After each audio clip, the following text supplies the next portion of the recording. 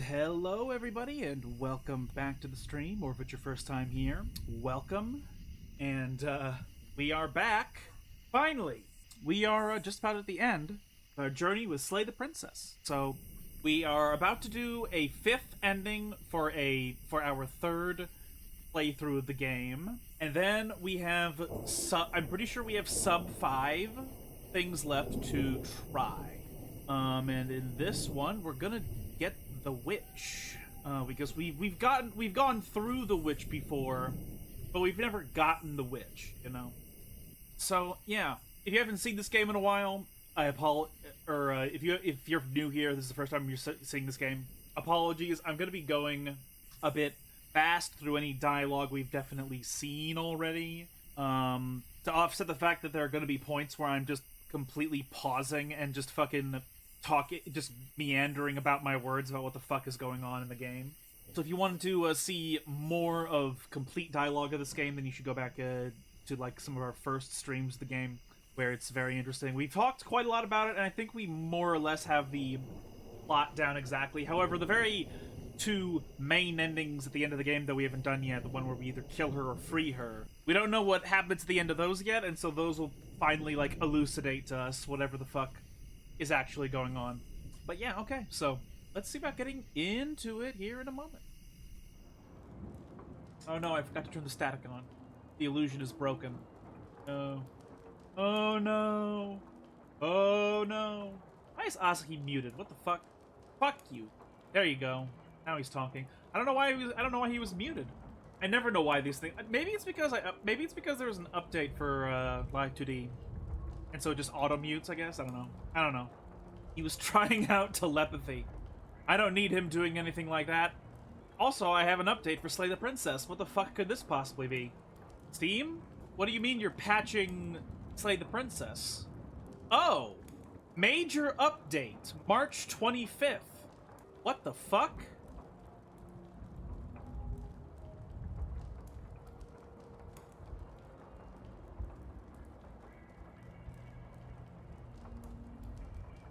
Okay, so the game apparently is getting more content. Some of the music has been reworked to include live orchestral performances. Oh! Okay, so you know one of the things I was complaining about when we played this, when we played the game's ending of this a few times? One of the things I complained about is that the ending encounter with the Shifting Mound, the dialogue wheel is very, very, very confusing. And one of the patch notes here is the menus... The menus in the Shifting Mound encounter have been expanded and restructured. It should now be more clear which dialogue options are specific to a vessel and which ones address the Shifting Mound. So they're actually changing the menus so that they are less confusing in the final encounter. Cool. I'm gonna keep reading these patch notes a bit, and if because this might change what we have to do in order to get the endings that we want. Added several argumentative through lines for the encounter. It is also now clear when a given response is a continuation of a previous option. Edited several vessels' poems that have improved. Rewrote the Eye of the Needle's poem entirely. Significantly expanded the conversation in the basement at the start of the Unknown Together ending. Oh! So we might want to go back and do that ending again. Significantly expanded the conversation, huh? Added 2 new dialogue options in the long quiet scenes to challenge the unfinished mound style of speech. So Tara, remember how you're just like, I hate the big words. I hate the confusing big words she says. Well, now we can complain about the big words she says. I remember you saying that you didn't know anything about Doki Doki Literature Club. Would you consider doing that one for a stream? I mean, sure, I don't see why not. I thought... My problem is that, like, there's several of these types of visual novels that are popular weeb visual novels that, completely unbeknownst to me, like, turned out to be pornography, and I was like, wait, what? And so I didn't know if Doki Doki was one of those or not. So, like, as a result, I don't really know anything about it, because it's just like, oh, I don't really care about hearing about some visual novel pornography or whatever. Shifting Mound has fully animated transitions between vessels. So cool. So they very specifically update the game so that there's some more shit going on at the very end. And only one person has rated up this post, this patch note. Everybody who plays and cares about Slay the Princess, go to its store page now, go to its patch note, its recent patch note, and rate it up. Do it. Legacy build. For archival purposes, we've moved the final updated version of the release build to a separate beta branch on Steam. We think the changes in this update and the upcoming changes in the pristine cut only make the game better, but in case you prefer the earlier version, or in case you're curious to see the older versions are like, it's now available to you. Wait a minute, so this March 25th patch note isn't even the end of this game getting patched. They're gonna make this game even bigger. Upcoming changes in the pristine cut, so they're gonna make it even crazier, and we can access the old versions of the game? Wow. Holy moly. Well, you know what this means, guys. End of everything content update is here. Right. I'm confused. Why are they doing more? What the fuck else is there? Here's the thing, like, I don't know, man. This is one of those games that, in my opinion, is so fucking good that I don't even know what more you can do to improve it in a lot of ways, other than the things we just read about the patch notes about how the ending encounter is going to be less confusing to dialogue through, because that was one of my complaints. That was one of the few things they could change to make better, and they're literally doing it. And other than stuff like that, I don't know what the fuck you do to make the game even better, other than to add more, but is more even necessary, you know? I don't know. I don't know at all. Is this showing on... Yes, it is. Okay. Should I wait for the pristine cut to play the game? For those of you who don't know, the pristine cut is a major and free story expansion we have planned for later this year that extends the game by about 25%! What? What? Adding several brand new routes and significantly lengthening several others. Okay, so, guys, you know what this means? This means that later this year, we're gonna play Slay the Princess again. So, I hope you didn't fucking hate this game after 3 weeks of it. Hello, I'm saying hi because I'm out playing board games with the boys. Not a problem, man. Hope you're having a good time with that, and that if you choose to watch the VOD later, you also enjoy this game, as usual. Yeah, so later this year, we're gonna play Slay the Princess again. So I hope you don't hate this game, as a generality. I hope the people don't hate this game, watching me play it. I love this game, if I'm gonna be honest. It's probably, like, the best visual novel we've played so far. But I don't really count, like, Amori as a visual novel, so... I think this game is definitely, like, the best visual novel I've ever played. And so, in my extremely limited experience with visual novels. Why are these guys getting updates faster than your turn to die? Fuck, I don't know, man. Japan's entertainment market is fucking insane, and I don't know how it works, and why it has to result in people, like, you know, wanting to seppuku, you know? Wow. On top of this, we originally planned an overhaul of the game's climax as part of the pristine cut, but we didn't want to make people wait for what now feels like a definitive version of the late game. So we're decoupling most of that work now, meaning new players don't have to worry about waiting before diving into their first playthrough. Wow. Too long didn't read it for the should I wait question. The median player replays the game at least once. If you're in that bucket, there should be nothing stopping you from picking it up right now and getting an ideal first experience, then revisiting new routes when they come out later this year. Wow. If you're the sort of person who only ever plays a game once, then you should still wait. What do you mean you don't understand what the words mean? The median player, so the median is just the mean, aka the average. Median player is just the average player, is what that means. Right. On top of these changes, we replaced several of the tracks in the game with live orchestral renditions, courtesy of the Czech National Symphony Orchestra. These people fucking hired the National Orchestra of the Czech Republic to make to record, like, 3 of their tracks? What? What? Wow. Old save should be compatible with the new build, though they won't play any music until you get the next music change right. Wow. To celebrate this update, we're running our first ever 20% discount for the game, and we're co-launching the extremely exciting Cabin in the Woods bundle with indie heavy hitters Inscription and What Remains of Edith Finch. You can get all 3 games for stacking 10% off, and you already want more. You can still complete the bundle to apply that discount to the others. Too bad we already played Edith Finch like 2 years ago. Could have gotten a discount. Holy shit. I don't have Inscription yet though, but I've also seen all of Inscription, so I don't know. Wow. Can we play Minecraft and save this for the update then? Well, the update did basically just say that if you are the type of person who plays the game multiple times, then you don't have to wait. So we're not going to wait. I'm sorry. I'm sorry, we're not going to do that. Right, so like for the average player, we should, there's nothing wrong with us seeing the rest of the endings that are currently available. And then later in the year, we're gonna come back to this game. Okay. Oh, and we immediately see there's little menu options here. Nice. Nice. Bro, I need to shift the window a bit. Okay. Okay. So, it is time for us to do the witch.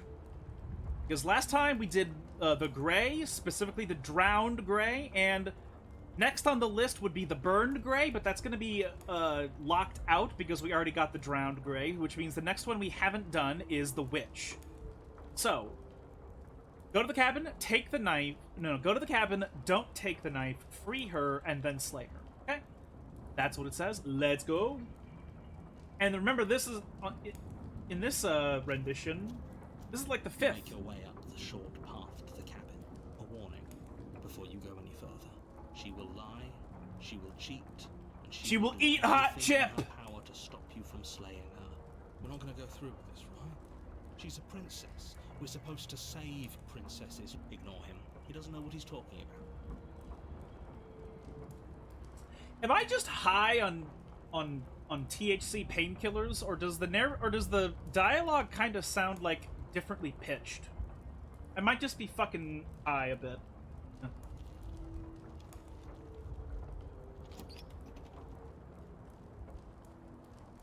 The interior of the cabin is almost entirely bare.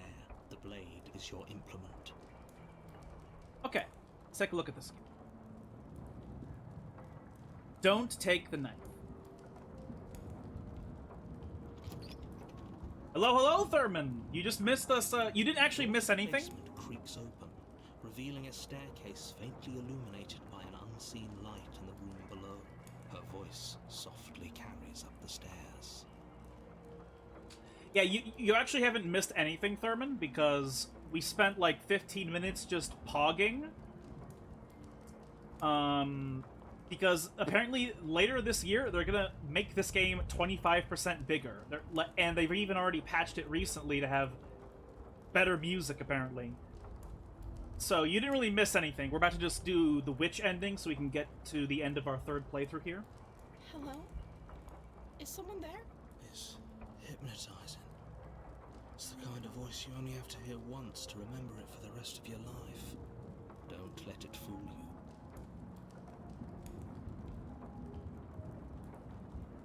And then let me read this again to make sure I'm not being stupid.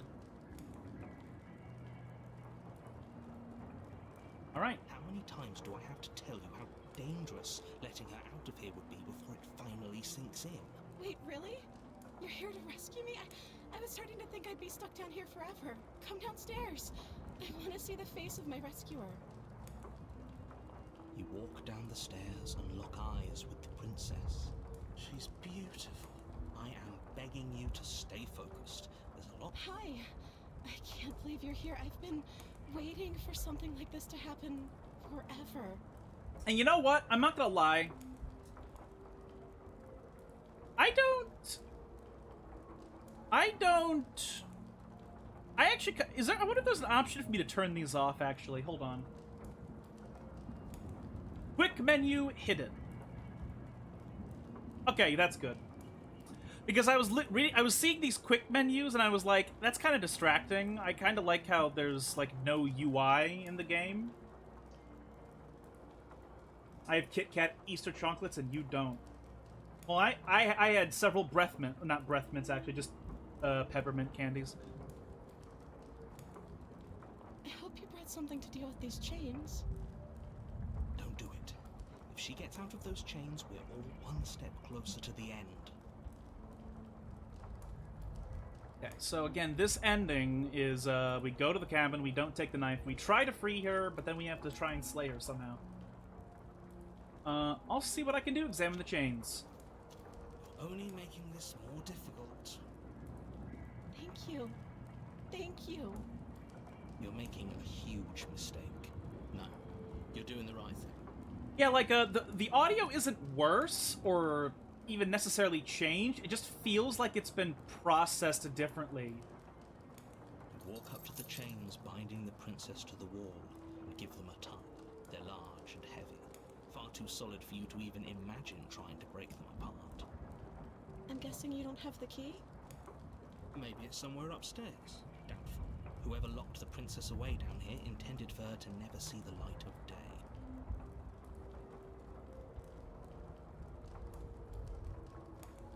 I'm going to check upstairs. Maybe the key's still lying around somewhere up there, and if not, maybe I can at least find something to break you free. Okay. I'll be here. Good luck. You attempt to make your way out of the basement, but the door at the top of the stairs slams shut. You hear the click of a lock sliding into place. Is someone else here? You try the door. Your shouts and pleas are met with silence. You're here to slay the princess. You make your way to the bottom of the stairs. This would have been so much easier if you'd just taken the blade like you were supposed to. Easier for whom? Easier for everyone. Look at the mess you're in. I heard the door slam. They locked you down here too, didn't they? There's a slight panic rising in the princess's voice. If I could just get out of these chains, I know we could force our way out of here together. She barely hesitates before raising her arm to her mouth, her teeth tearing through her limb with the determination of a trapped wolf. As she rips her flesh from her bone, a sound comes from behind you. The clang. It's the blade from upstairs. You're not sure how it made its way down here, but if there's a time to strike, it's now. Or we could use it to free her. You won't like what happens if you do that. Save the princess. Right. Fine. Against your better Supposed to try and slay her, though. you place the blade against the ragged, self-inflicted wound on the princess's arm. You cut into her flesh. The blade is sharp, and it takes little effort to crack through the bone of her arm. Her limb falls to the ground, and the heavy chains follow suit. Yeah, that's a funny thing to say because I was always wondering why they weren't cutting her arm off at the wrist and then pull, so she would have more of her arm, but they cut it at like the forearm, and it's kind of strange. She didn't so much as utter a sound through the whole ordeal. No, she didn't. She smiles softly as her gaze meets yours, blood from her wounded arm dripping rhythmically to the ground. How is she still smiling after everything? Thank you. Now let's get out of here. So weird. Approach the locked door. No, we won't have any of that. The stakes are too high. You can't just let her escape into the world. No. As the princess approaches the bottom stair, your body steps forward and raises the blade. Wait, this isn't fair. Watch me. What are you doing? Okay, so now we go and we actually follow and try to slay her. Okay, there's no going back now. I'm with you to the end. You bring the blade down to strike the princess's heart. But she's fast. She ducks to the floor, your blade narrowly grazing her backside. Slaying her won't be easy now that she's free. We could have gotten out of here together. Were you just lying to me this whole time? I don't know what's come over you, but if I have to kill you, then I'll kill you. Do you think I need both of my arms to do that? She pounces on you with the same animal ferocity she used to tear through her arm. But you have a weapon. You raise the blade, digging it under her ribs, aiming directly for the heart. It's not enough to stop her. You feel her claws in your throat, then her teeth, somehow sharp enough to pull apart your flesh and sinew with ease. You collapse to the floor, your body unresponsive as your blood pools on the ground beneath you. She stares down at your ravaged form, eyes shining in the darkness, dress stained in red as her blood and yours both seep into the fabric. If we're lucky, the wound you managed to inflict will be enough to at least delay her escape from this place. If we're very lucky, it will kill her before she can reach the outside world. It can't just end like this, right? As much as I'd prefer for things to have gone differently, I can't deny the reality of what's happened. I'm sorry, but it's over. Everything goes dark, and you die. Yep, here we go. The Witch. You're on a path in the woods. You're here to slay her. Okay, so let's see what we don't do, so we don't accidentally... so that we do not accidentally,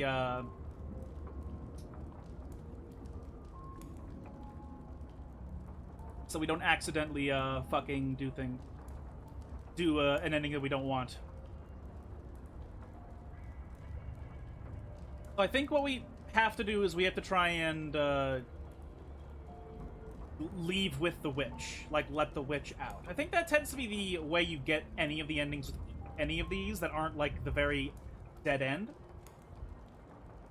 So, okay.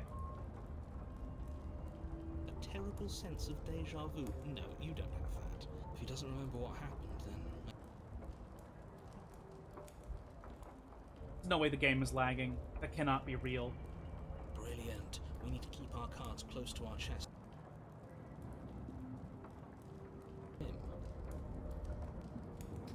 What am I doing wrong?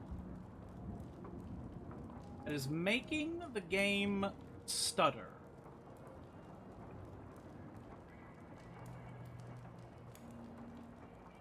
You know what? I'm gonna try this. I'm gonna turn my browser off, and I'm just gonna try and get the witch ending without looking at the browser.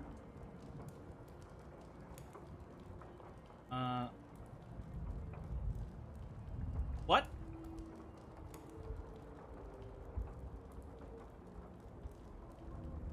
Okay. Fuck. Okay, maybe that was just my headphones, actually. Never mind.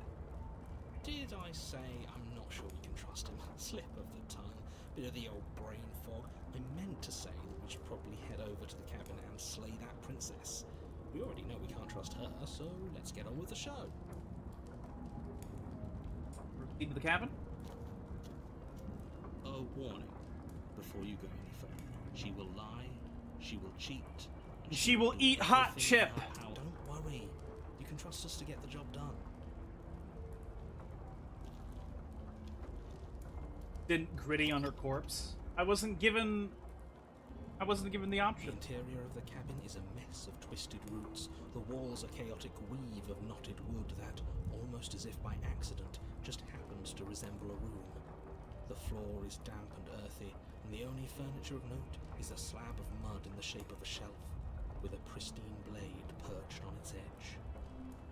The blade is your implement. So, I'm not exactly sure how to free the witch. I'm going to go ahead with, Wait, no, let's look at the mirror first. Approach the mirror. You walk up to the wall next to the basement door. What are you talking about? This isn't a wall. It's a mirror. You reach forward and rub your hand against the cabin.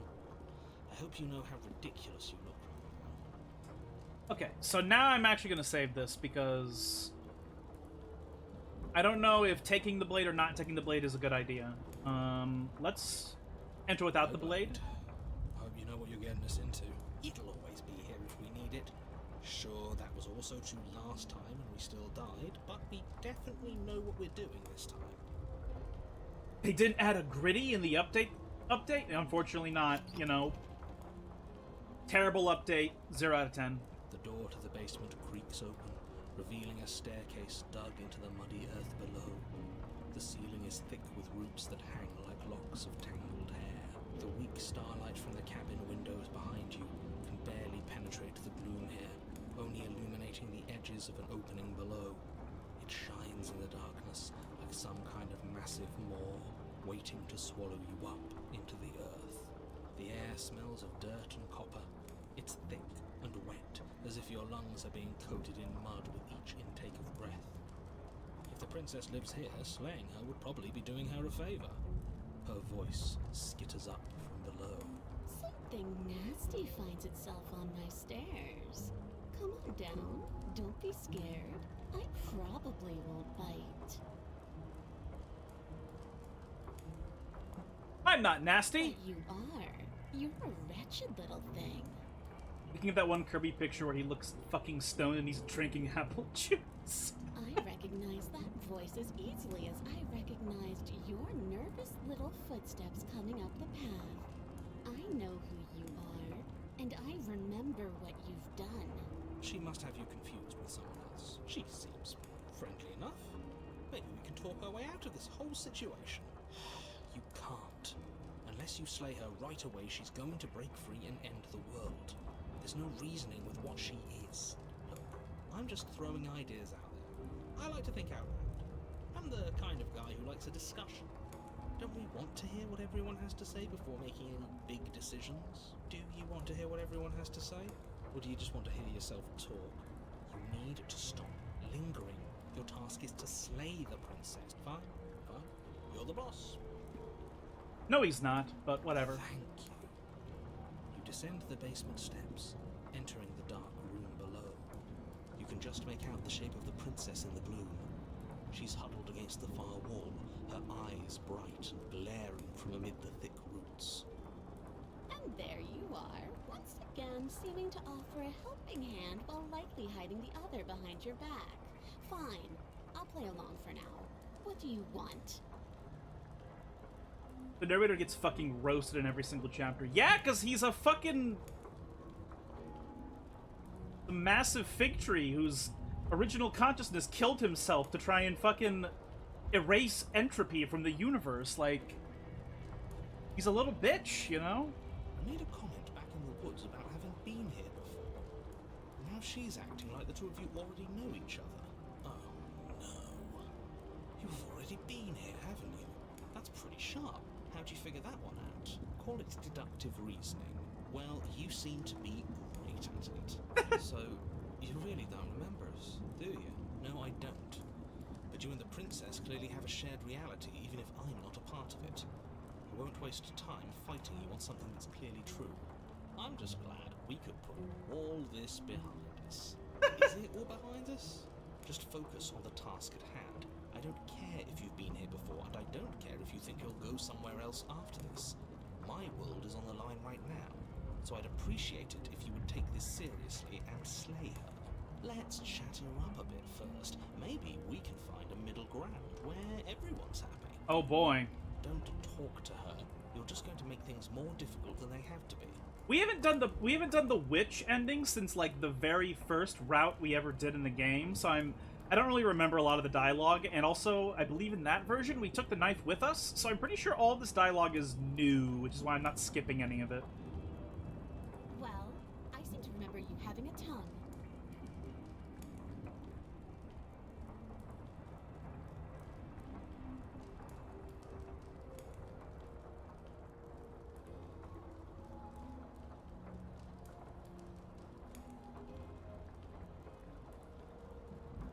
Look, I know, things got messy last time, but I think there's something bigger than both of us at work. We should team up.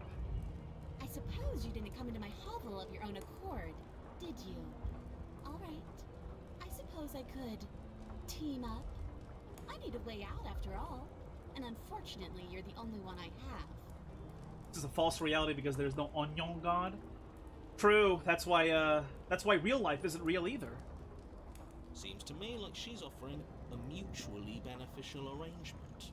We should take it. Do you know what the word mutually means? Because it sounds to me like she's offering an arrangement that benefits her and her alone. Sorry about last time. Oh, Smart. Let's apologize. Get us back on the right foot.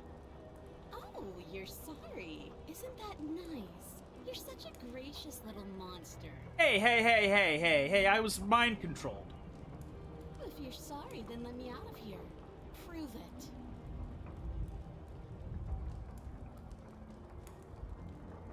I didn't bring my blade down, remember? How am I supposed to get you out of those chains? Oh, I don't need you to cut me out. The princess grins as the chains fall from her wrist. Oh, good. She could have gotten out of those the whole time. That sneaky little... A woman after my own heart, really. She knows how to hold her cards close to her chest. This is why she can't just be abandoned here. If left to her own devices, she'll find a way out. Now stop her.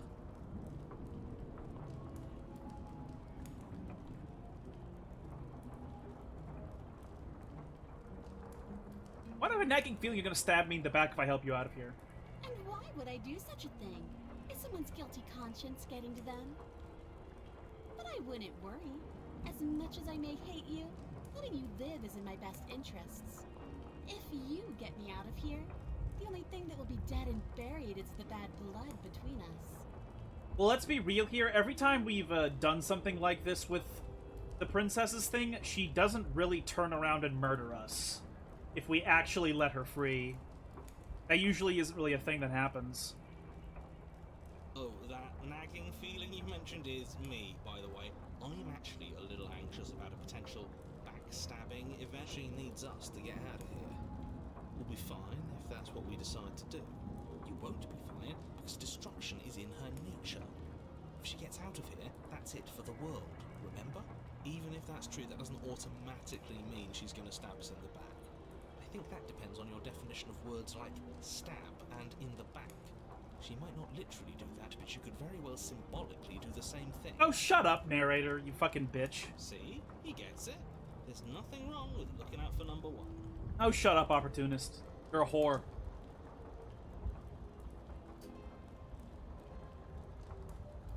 Alright. Okay, let's leave. Leave with the princess. Yes, let's. She creeps forward, taking one cautious step at a time until you and she are face to face. She never breaks eye contact, even as the two of you find yourselves face to face. She's silent for a long moment, as if testing to see what you'll do now that she's within arm's reach. After you, darling. You're the one that lets come and go. It's best if I follow. Oh no, we can't have that. If anyone is going to turn their back on anyone else, she's going to turn her back on us. It shouldn't matter who leads and who follows. We're working together here. Well, if it doesn't matter, then she can go first. We may be in this together, but that doesn't mean we have to trust her. Somebody has to go first, and it might as well be us. We're the ones who broke her trust last time. We're talking a lot about trusting someone who, by her very definition, cannot be trusted. I don't know how many more warnings I have to dole out, but if you help her out of here, you're going to regret it. I don't want her to fucking murder us, though. You know, Save right here. Explore you first. And turn my back on you? You think me a fool? Your tricks are one of the only things I've known, and I've learned better by now. Just go first.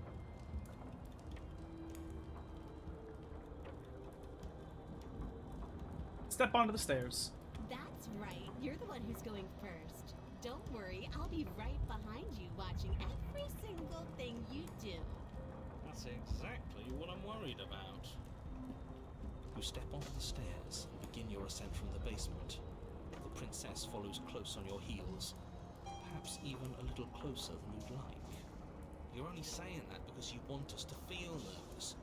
I do want those things, but I want them for a good reason. I don't need you to trust me for my sake, because I already know that I'm right. This is for you. The sound is fine, though, right, guys? Like, you can actually hear the music and the dialogue pretty fine. Can we walk backwards up the stairs? I think that's the smarter idea. She can't sneak in and attack if we're facing her. No.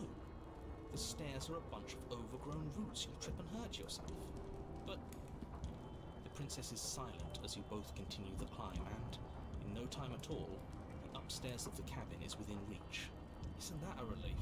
We're fine. Nothing happened. You're not even going to wait until you're through that door to proudly claim your victory, are you? What did you just say that? I think we know why. You feel something dig into your shoulder, sharp and piercing. The princess God damn it! you and pulling you down with her full weight. Together you tumble back down the uneven stairs, your body and hers crashing against the unyielding wooden roots, until finally you both separate with a bone-shaking thud against the basement floor. You feel something pop. The princess lands against the far wall, gasping as she struggles. The frog. What? You're still in shock, trying to get a hold of yourself. She grins as you continue to remain exactly where you are, cackling derisively as she watches you realize that you won't be getting up. Wait, why won't we be getting up? I'm afraid your back is broken. One unlucky fall is all it takes, really, and you had several. You know what? I'll say it. That sucks. I don't like having a broken. Yeah, no shit. I think having a broken back kind of fucking sucks. No, well said, Mr. Hindsight. You were going to help her. Why? Why did she do that? It's what I would have done if you considered not being like that. Of course not. It's what keeps us alive. And yet here we are, paralysed and stuck with someone who hates us in the basement of a remote cabin. You must have known this was coming. The arrogance of turning your back to me after everything you've done.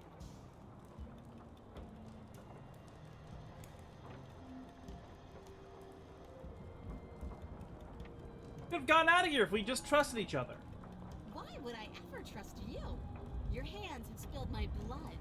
And knowing that, you should never have trusted me either. I should have known I would never walk hand in hand with a loathsome thing like you. Ugh. By our very natures, only one of us could make it upstairs unscathed. Someone had to make the first move. Better me than you. See, this is why I wanted her to go first. I had this whole little scheme planned. Where once she'd passed by the table upstairs, I'd have said, now pick up the blade and stab her in the back. No! You fucking dickhead! And then you'd say something like, wow, that's an amazing idea that I never saw coming.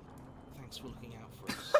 Fuck you! And then you would have done it and we wouldn't be stuck down here with a broken back. There's just one problem with her. And what's that? She was clearly planning to betray us. And if she was in front of us, she would have gotten to the blade first. Ugh, you're right, aren't you?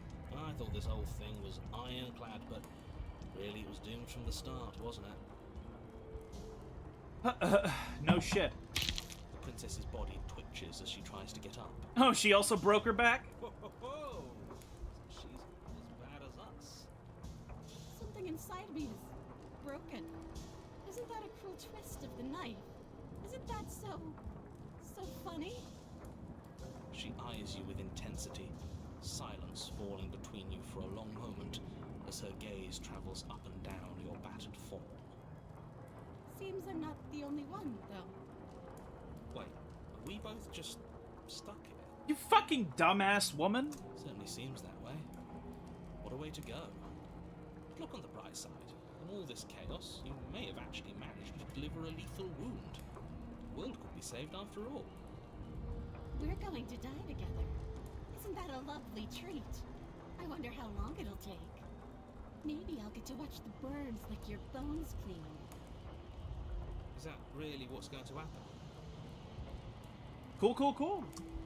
Hello? Are you still there? What happens next? He doesn't respond. I think he's gone. Something strange is twisting this place out of shape. I wasn't feeling much of anything, but now I feel cold.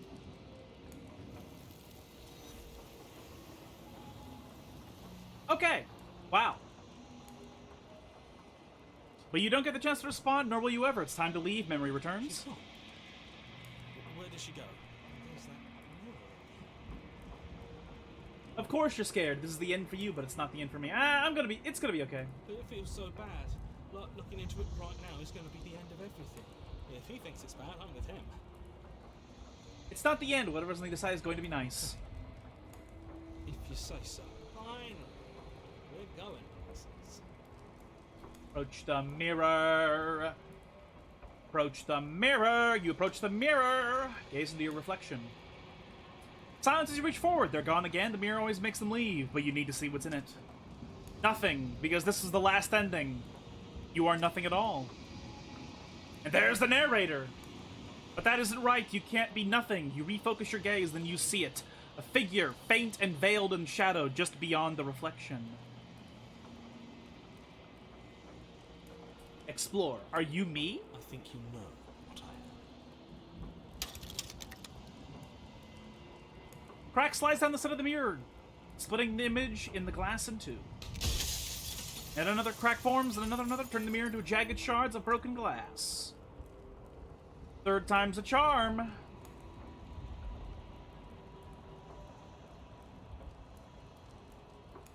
You're the narrator. I was wondering if I'd ever get to see you.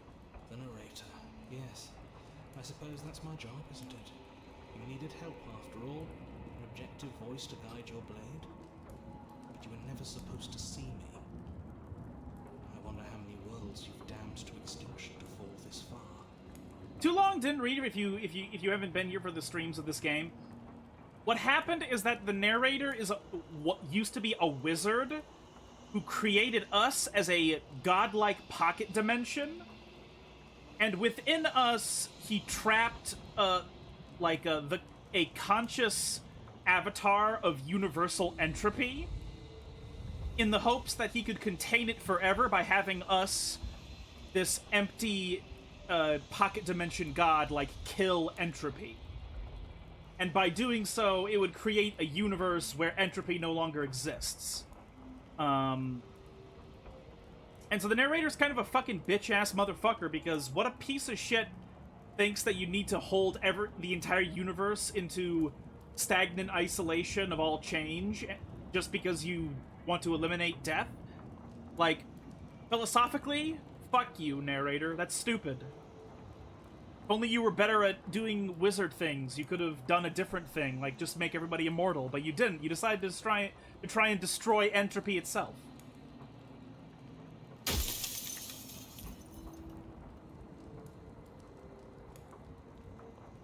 Does it hurt when pieces of you break off like that? It doesn't hurt.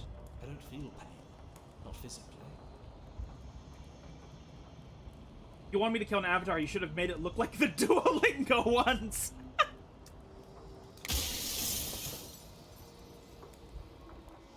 I'm sorry, I don't want to destroy you. Will it help if I look away or stop asking questions? We've already crossed the point of no return. There's no saving me now. Not that there's ever been much of me to save.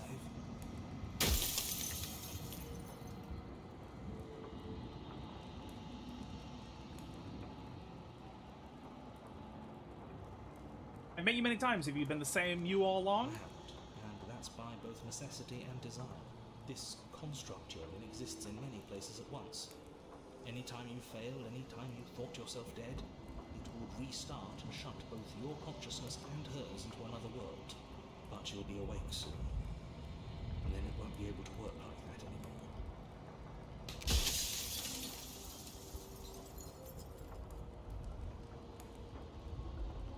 Every time I ask you something, it's like a piece of you breaks off. And if I were you, I'd be more precious about your time.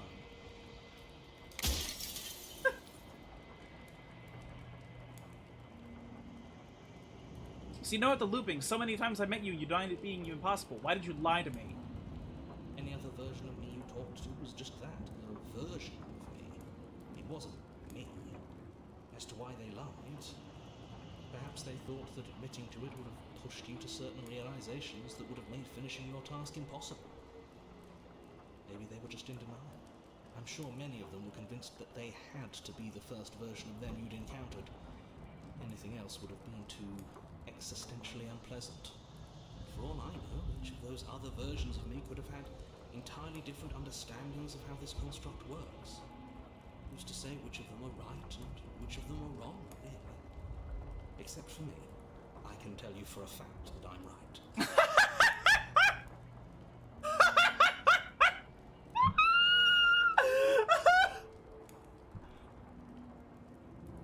This is the perfect line to encapsulate the narrator's character.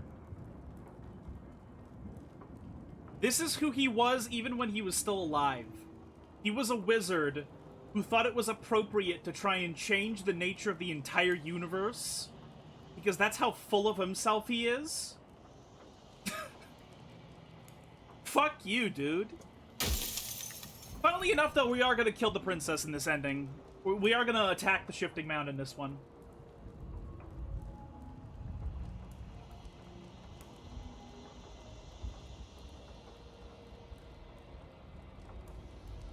What are you, something like me?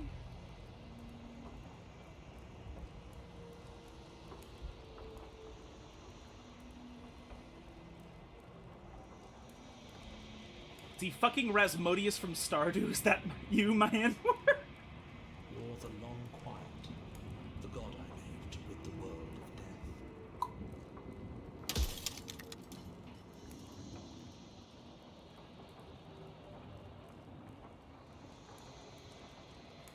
You a god, or were you a god? No.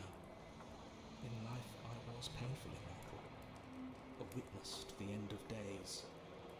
I held the fear of death in my heart and saw oblivion threaten the very memory of everything I knew and everyone I know. I needed to do something, You can't just destroy entropy of the universe! so I made you, and I made her, and I made this place to hold you both. Soon I'll be gone entirely, and you'll be left alone with your final choice. So allow me to make my final request. The princess contains death itself within her, but I wove you into being with all the power you need to destroy her forever. Do it. Slay her, and rid the world of death and suffering.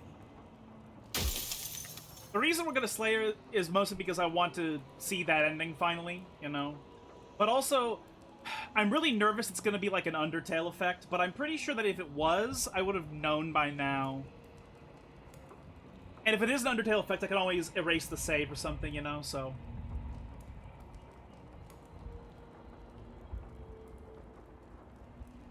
I don't want to be a god, I want to be me! You are you. And if you would let everything work the way it was supposed to, you never would have woken up to the reality of your true nature. There's no accounting for free will. Yeah, it's almost like you need free will, motherfucker. You can't just erase... You can't just erase all change from the universe. Like, what? What the fuck? Rest easy, I'm going to destroy her. Are you lying? I can't tell. But I've said my piece, and my time is up. I'm just an echo, and every echo fades away. You know what you have to do.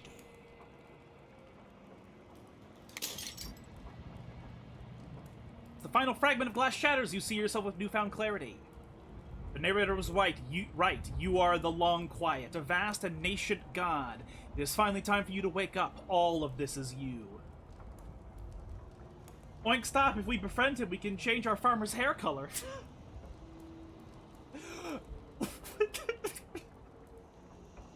Proceed to the cabin one last time. Bring the witch to her! When you arrive at the heart of things, there is no final vessel for you to bear witness to. There is nothing for you to find. Because she is completed.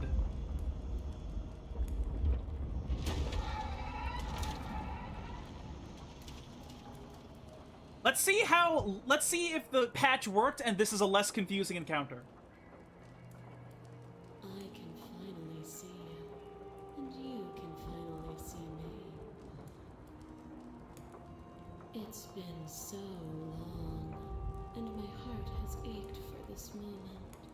I've missed you dearly.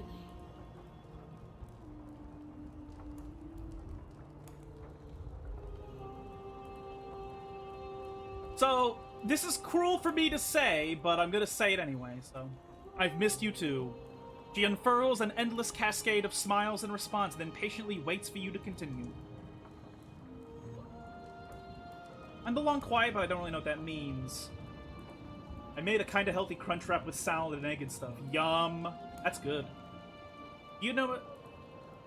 I don't know if I need to go on for 40 minutes again, trying to figure out what's going on, because I think we've kind of figured out exactly what's going on. But I do want to see if the dialogue is different because of the patch, so... Did you know about the echo? Did you hear our conversation?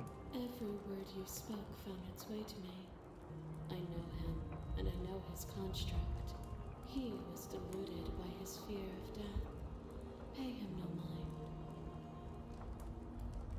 And the long quiet, but I don't really know what that means. Names are their attempts to capture that which cannot be captured. They call me the Shifting Mound, a pale imitation of what I actually am. What happens now? Ever the passive player, always reacting and never acting. But it's woven into your nature, isn't it? When the echo spun us from one into two, he gave you a choice and me a role to play. I am not death, but I contain it in my multitudes.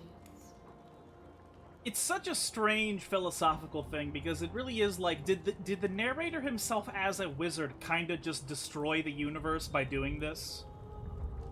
Like, you could make the argument that if he had never done this, the universe would have carried on as normal, because that's what seems to be the implication.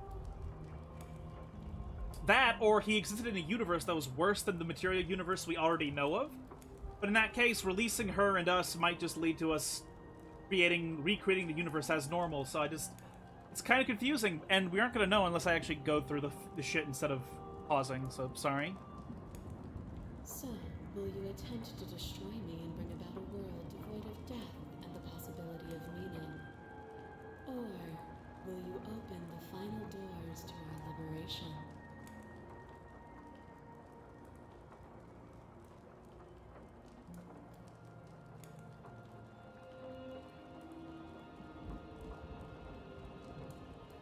If I let you out, an entire world ends for good. I can't do that. If you were always going to become this, then what was the point of me doing anything? Did it even matter what roads I walked if all of them would have led to this moment? Send him to Detroit. Yeah, the narrator, like, he's a very interesting character when you think about him in prospect, because there's so much information missing of what the hell, how he even made us the way he made us. That's why I call him a wizard, because I don't have any other fucking explanation for who the fuck he is. Like, is he a scientist? Is this actually like some weird thing where he used super alien science to rebirth the universe in me and the Shifting Mound? Like, what the fuck? Like, how the fuck do you be a mortal person like the narrator and then create God so that we can kill other God? Like, it's so... There's so much missing information to know exactly what happened. Walks up to the princess. Hey, so does this mean the luau is cancelled, or... If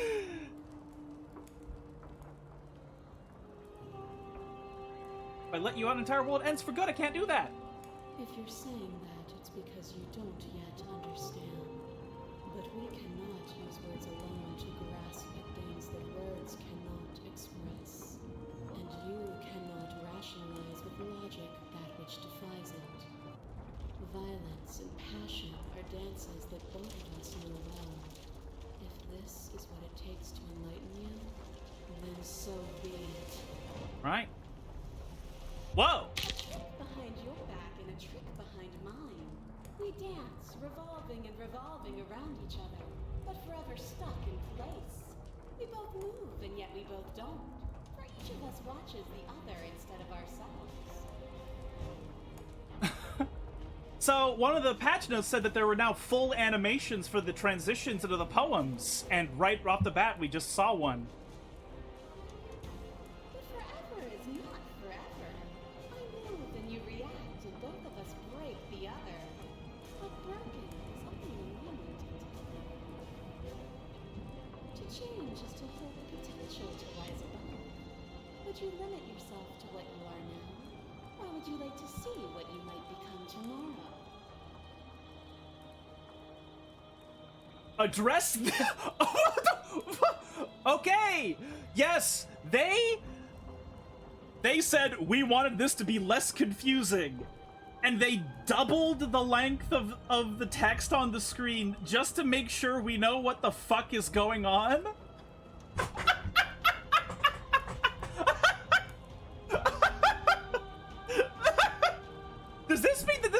common complaint of, what the fuck are we even talking about in the end encounter? And then they're like, whoa, okay, here we go. We're gonna double the size of the text.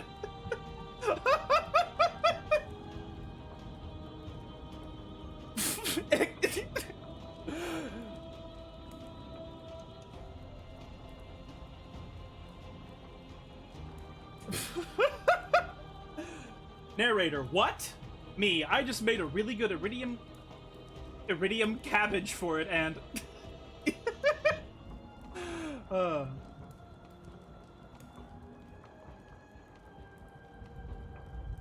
if there are no endings, there are no limits. If there are no limits, then there is no difference between growth and decay. That is a very abstract concept that maybe a god of stagnation, like the Long Quiet, would potentially think.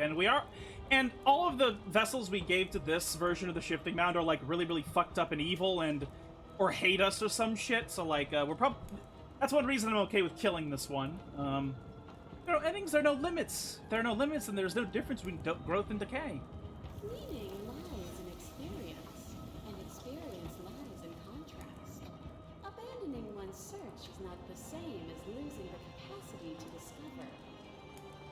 Imagine you killed the princess in this ending, and instead of chapter 1, it goes to Tuesday, and you wake up in the farm!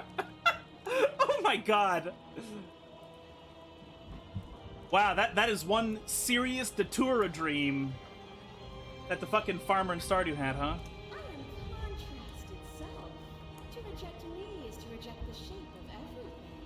Do not use words to reduce that which your eyes know to be irreducible.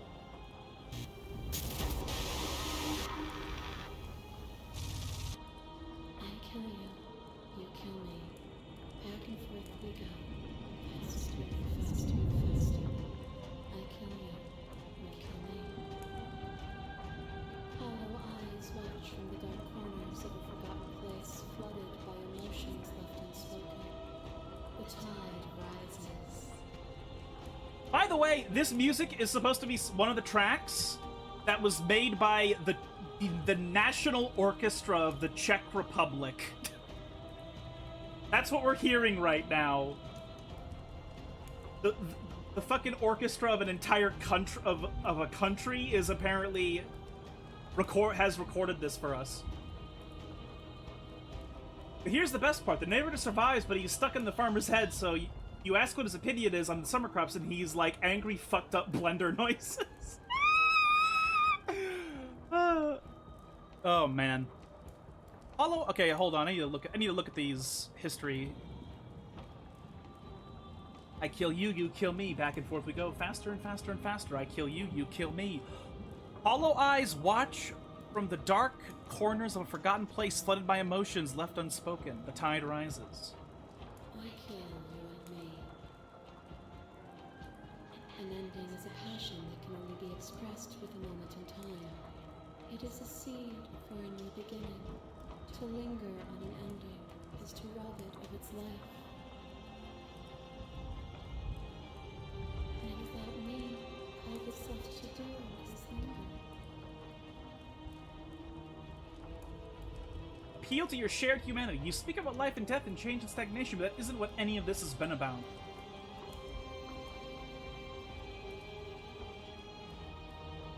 Express this statement directly. I deserve what you did to me. You know what sucks about this though is that now that there's all this new shit, like I want to keep playing the game. We might be playing this game tomorrow. And I'm gonna be like, I just want to see even more now. Did we add the princess that had humanity flashbacks to this princess gumball machine or not? I'm not sure what you mean by that question. Appeal to your shared humanity. You speak about life and death and change and stagnation, but that isn't what any of this has been about. Yeah, it's been about like people dying and suffering, really. I feel like if we say this though, she'll be like, "Yo, no, it's the same thing." It's like, okay, whatever. I deserve what you did to me. There is no deserve, no punishment, no retribution. There's only action and reaction.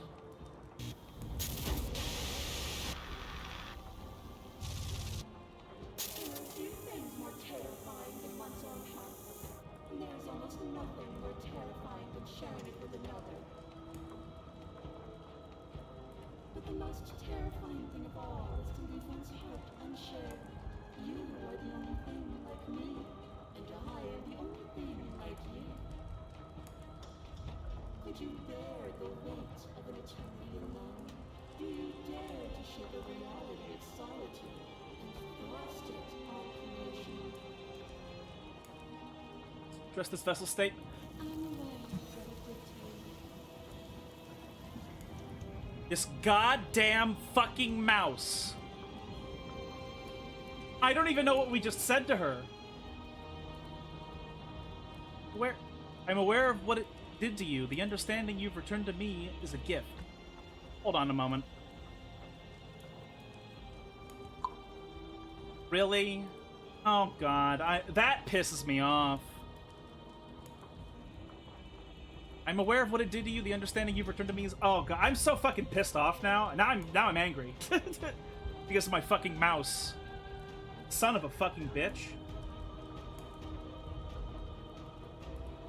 You know, the super aggressive one who went to flashbacks of like babies being born and people dying of cancer. Oh yeah, that was the nightmare that we sent to her. Yes. I am so fucking angry that my mouse malfunctioned.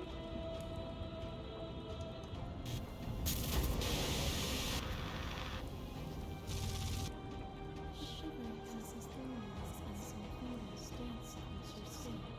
They remember the violence you inflicted on them, and yet they don't return it. A shiver passes through you as unseen fingers dance across your skin. They remember the violence inflicted on them, and yet they don't return it. I offer you absolution, and you take my hand in yours. You felt the pain you caused another, and you were willing to sacrifice everything you thought was used to set me free. Oh man, the fucking Spectre is such a sweet ending. I don't like that we're killing the Spectre because I forgot that she's actually really nice. Without sin, there is no redemption. That's not correct. Redemption exists in spite of sin. To get get rid of sin, you have to completely change the nature of the entire fucking universe, because eventually there are going to be people who make bad choices no matter what happens. But theoretically, in a universe where sin doesn't exist, like, who cares if redemption doesn't exist? Because it's a different state of the universe where no change exists, and so it's a different context, so, like... Again, this whole thing is a conversation between two eldritch beings, where one is like, let's have the world change endlessly, and the one who wants it to stagnate forever.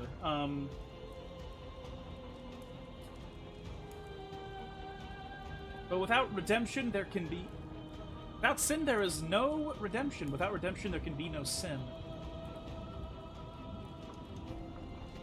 And I would sacrifice everything to free you again. Oh, that makes me misty. Oh, fuck. Oh, why do we have to kill this one? Fuck. Son of a bitch. Without redemption, there can be no sin. And without contrast, there can be nothing at all. This torrent of blades catching boundless angles. You are a body. You are gory ribbons. You are a body again. And you feel all of it. On it goes until your bodies are not your thoughts are not you. Alive, dead, alive, dead, then alive, dead, all at once. You learn to put yourself away, and in your stillness you rose above me. Did I? Huh. You died countless steely deaths, and you lived countless short lives, and yet it is all so far behind you. I pushed you to a greatness you never would have reached without me.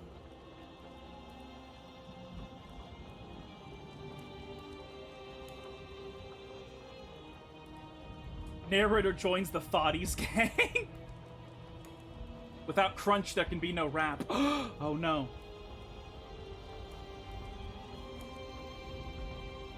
Even if the journey was agony, the end gave the struggle meaning.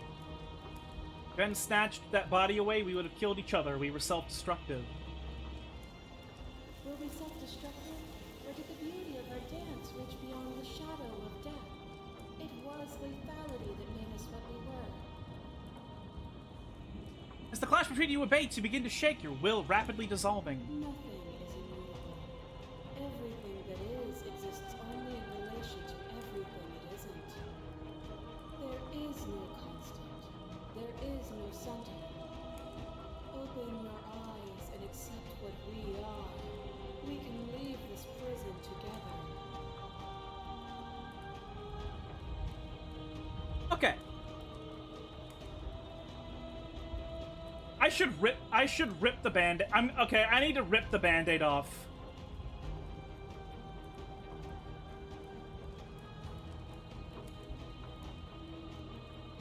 There's so many different ways to say to slay her. I have to fight for a better world. I'm so sorry. And I did just save. Even now, you think you can destroy me. If it takes all of eternity to break your delusion, I will still break it. You don't have to face her alone. Oh.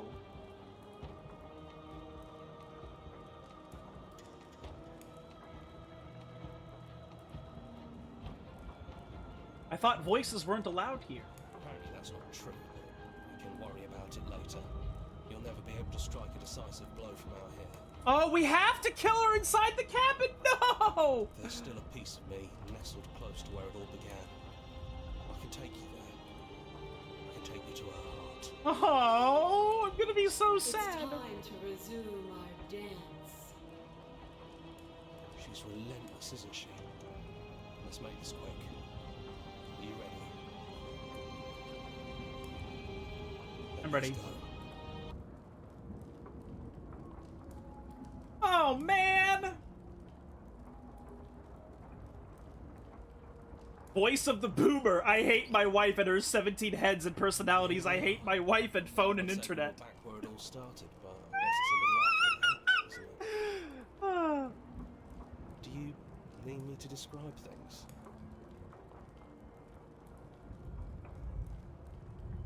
Take the blade. That's probably for the best. It's always seemed to give us more options than not. Oh, God, let's get this over with. I'm already depressed. I'm like, oh, I don't want to kill her. Do you remember the first time we were here? The first time we heard her voice? We both know why you're here. You don't have to draw it out for my sake. It sounded just like that. A Aww. little sharp, a little menacing. Aww. Only she didn't know us. Aww. And down we go. We shouldn't keep her waiting.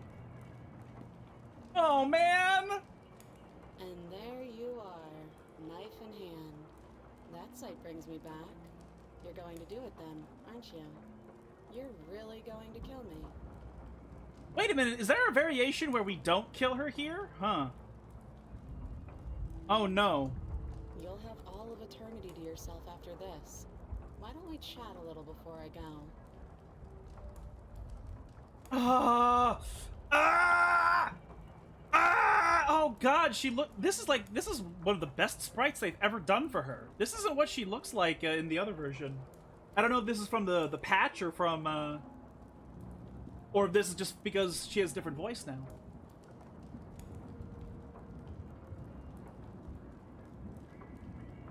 Oh God! Grr! Fuck! Fuck!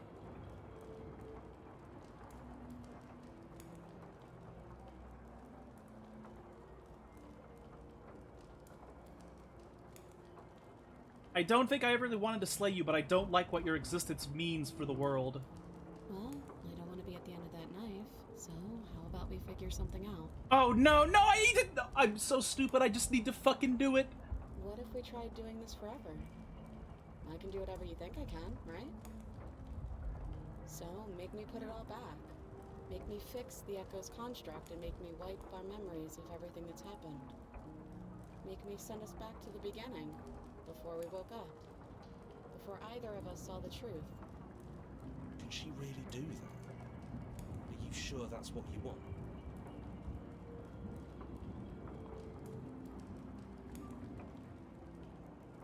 I guess this isn't made with Renpi, then, unless you can undo every choice and dialogue or whatever. I don't know what you mean by that.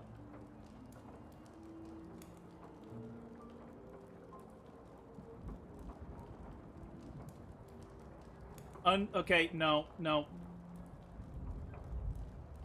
Oh, God. Oh, God. Okay. Okay. I can do this. Oh, God, I hate this so much. I'm sorry, but I can't do that. You and me both. You and me both? Whatever world you want to build without me, I hope it works out. Despite our differences, I've always loved you, and I wish you nothing but the best. Oh, man! You blink, and the princess is gone. All you have left of her is a small, melancholic weight that sits at the borders of your heart. Whatever action brought you and the princess into being was rough and jagged and left each of you with a piece of the other. But by destroying her once and for all, you also destroyed a part of yourself. But the world hasn't ended. Things continue on. She's gone. And I don't think she's coming back. Okay, so now we figure out more secrets for this game, guys. We figure out more secrets. Now that we have slain her, does entropy in the entire universe cease to exist? Were we correct this whole time, or were we completely fucking wrong about what's happening?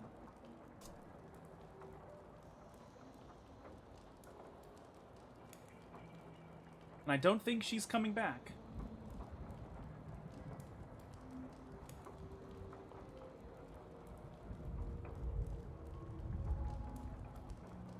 No, she's not. A small part of her is with us. Is that a metaphor, or are you being literal? Doesn't matter, we don't need to linger down here anymore. Let's get going. Leave the cabin. You leave the basement behind. Then the stairs. Then you leave the cabin itself. It's quiet here. The path and the woods outside are an empty canvas. But there's even more to see beyond this place. The fruits of your labor, a world free from death. Okay. Were we correct? Did the entire nature of the universe change? Did the princess truly represent all of universal entropy itself? Did we really rid the world of entropy? Or is something completely different happening and I was completely wrong to spend like 3 hours analyzing the game in previous streams? If it's an empty canvas, we can draw Kirby. Maybe it's the perfect ending then. Set yourself free. The body of an ancient creature stirs from its hibernation. You feel sensation in limbs you once couldn't fathom. Everything here is you. You feel your wings spanning a cosmic scale, but twisted and crumpled and bound in agonizing tension to a finite plane.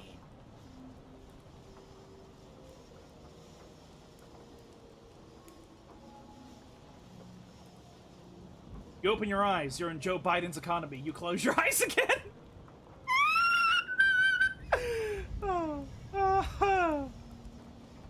You feel your wings spanning a cosmic scale, but twisted and crumpled and bound in agonizing tension to a finite plane.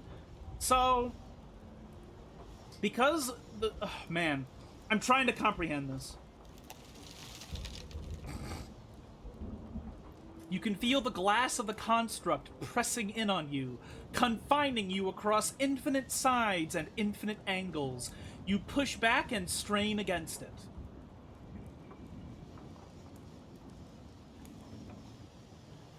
I can make this work as lore if that were just Dynablade from Kirby. I can make this work. I don't know. I don't think Dynablade was having a problem being contained within a finite plane of existence. I think Dynablade was a pretty physically present creature. I know. I remember Dynablade. I don't think Dynablade was necessarily an infinite being trapped on a finite plane, but I understand. I understand what you wish, but I don't know if it can be true. Oh man. So we're trapped within the construct because we are an infinite. We're an infinite headspace, but we're fucked up inside this construct. Maybe she was having a really fucked up hibernation when she was pregnant. What? What? She was infinite when she was pregnant, huh? But it does not yield. Okay, are we just trapped in the construct forever? He's gone. She's gone. No one is left to trap us here but us. Open your heart and bear witness to your new kingdom. What is the answer to everything that has been happening? All at once, the unyielding tension gives way.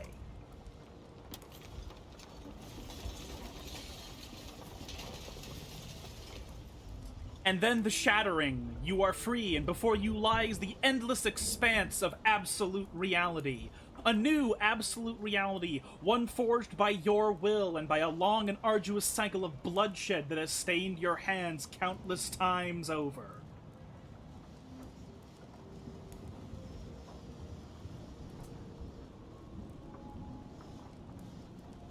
I think being a god would be an interesting experience because the context of all things would become different. Most of human philosophy is all based within this confine of what is possible for the human condition to have. And that's why science fiction and fantasy are so interesting, because they create new contexts.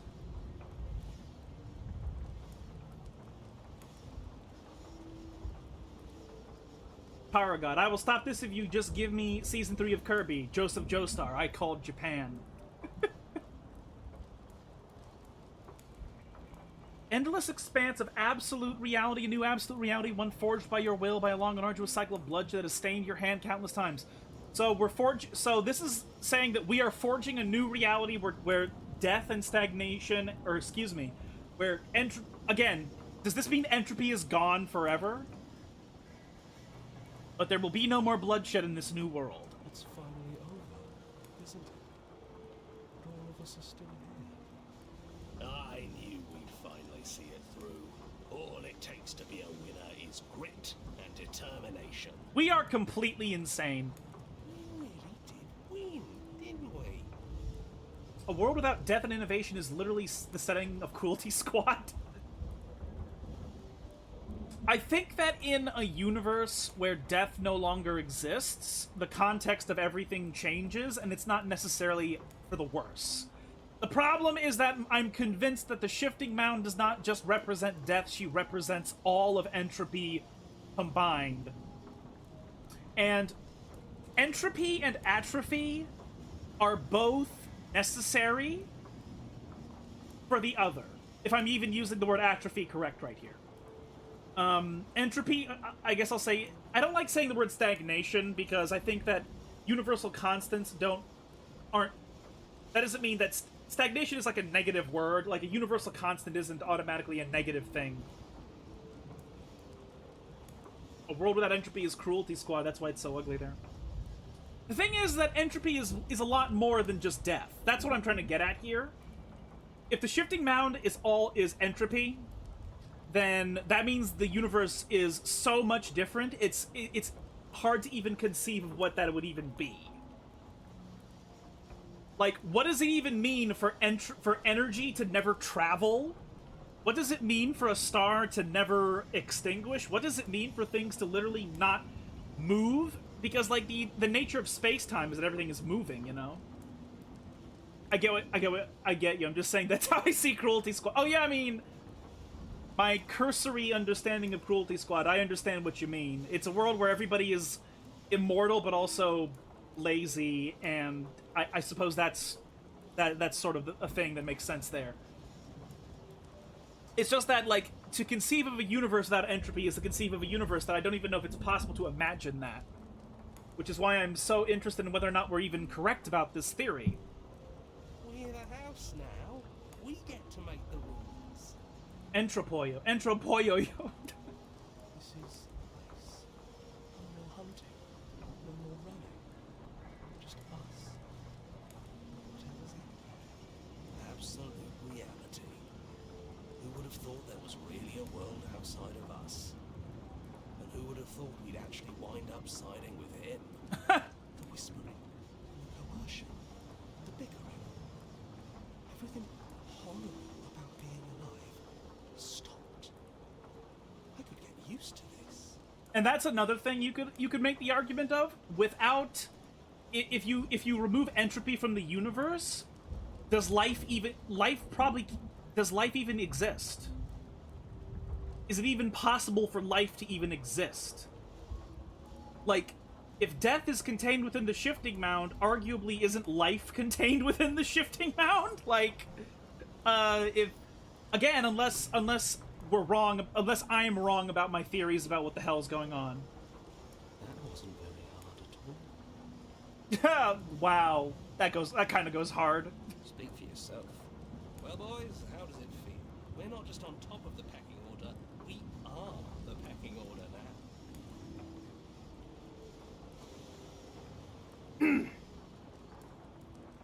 I understand. I just think that, I don't think that elimination of death eliminates... Oh, we're the pecking order, get it? Oh! We're the Mockingbird. I don't think a world without death necessarily...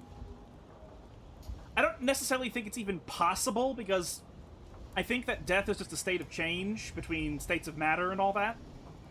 I don't think eliminating death eliminates death, is I guess what I'm trying to say. Like, I don't even think eliminating death...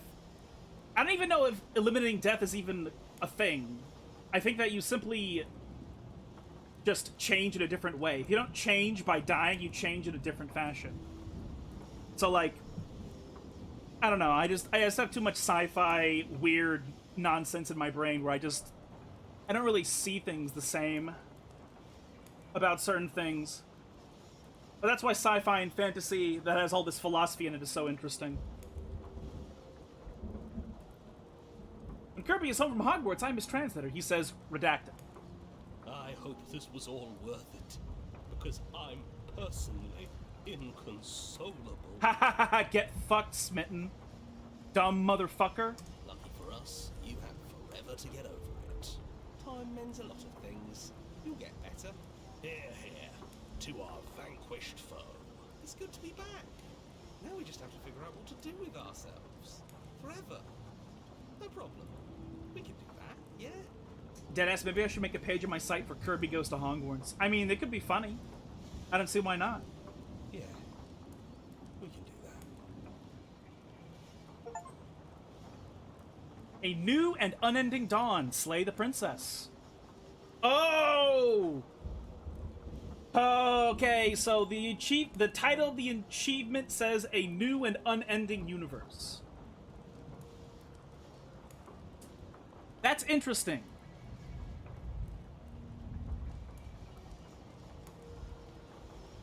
Czech National Symphony Orchestra. Holy fuck, dude.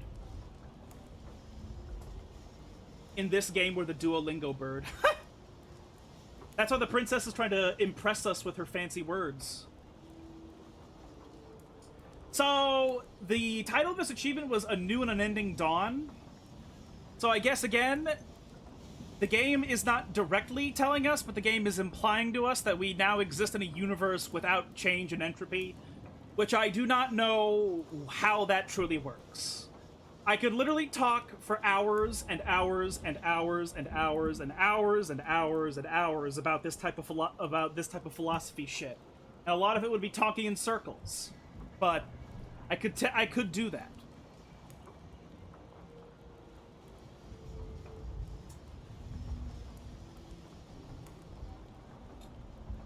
The print. All right, there's our track. Yeah, I'll consider that some other time. From the main menu. Well. The princess is defeated because she missed 8 lessons and used all of her streak freezes. Oh no! Her streak ended! We ended her streak. But yeah, like, the entire philosophical concept of just eliminating entropy from the universe. Yes, tell me about philosophy. Tell me about why Endgame is a bad movie. Those are very different things, honestly. Endgame is bad for blatantly obvious reasons that are not even vaguely philosophical, but are just, like, common sense. Like, if you literally just examine the events with common sense, you're like, wait a minute, what? Excuse me? What? I thought Thanos was a retard or something. Isn't that philosophical? Filipoyoko. Thanos's philosophy in Avengers Infinity War is interesting, but I think it's overblown in terms of how complex or potentially correct it is. Because when given the Infinity Gauntlet and having infinite power, like, it is a very strange...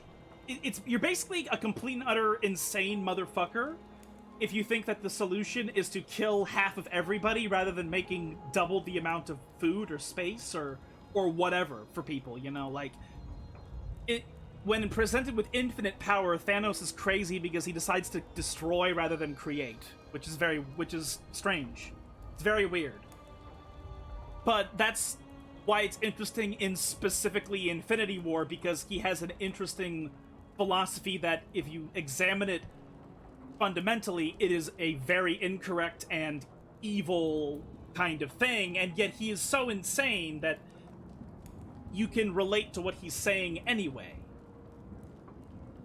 Is he just an extreme introvert and wants to delete half the planet because Black Friday shopping is too hectic?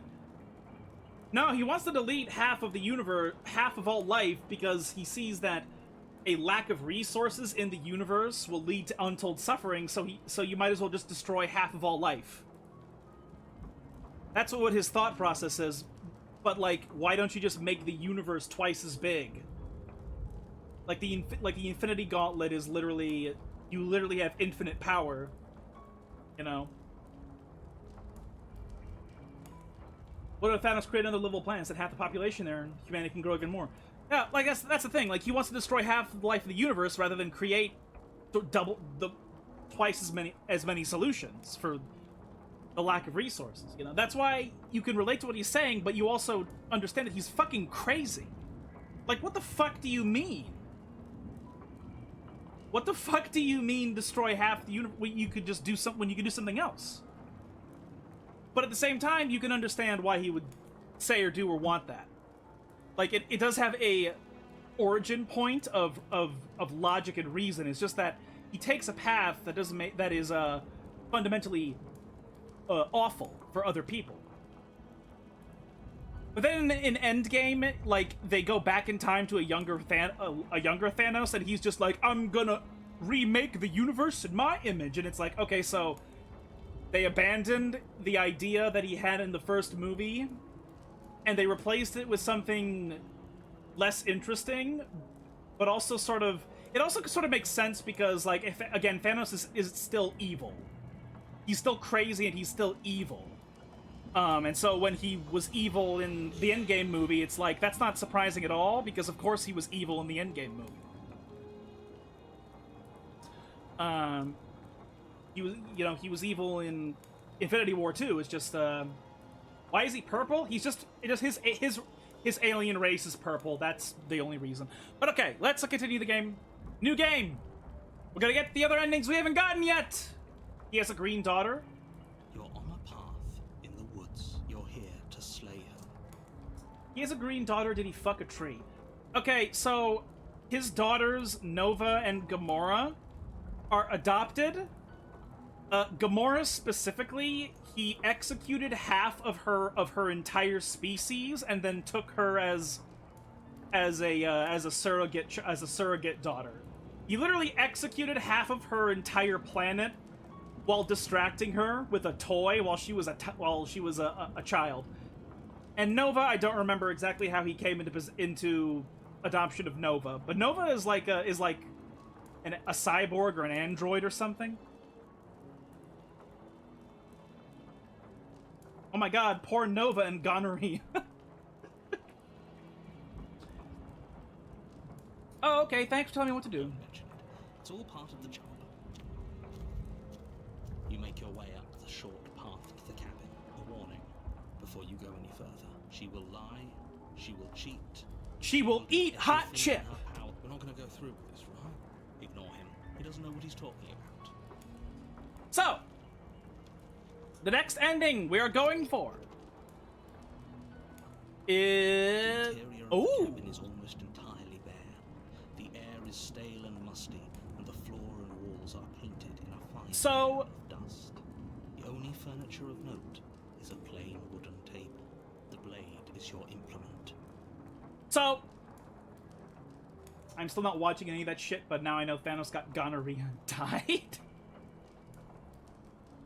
Oh, I fucking hate Endgame. Yeah, it's a problem. It's not even philosophical. Like, if I'm gonna be honest, other than the fact that there's like cosmic scale shit happening in Avengers and in this game, they are so utterly far removed in terms of quality and content. It's just, they really aren't the same thing at all.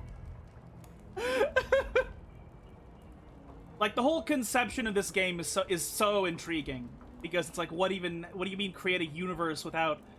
Also, I'm not gonna lie, because of the way the ending is sort of out in the open air, it's kind of like, I don't even know if what we created is a different universe, or like I have more questions, so we have to keep playing the game. So yeah, we're gonna get the Adversary again, and we're gonna get a branch off of the Adversary.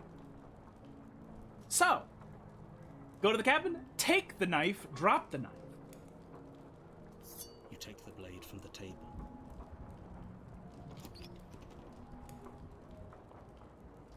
The door to the basement creaks open, revealing a staircase faintly illuminated by an unseen light in the room below.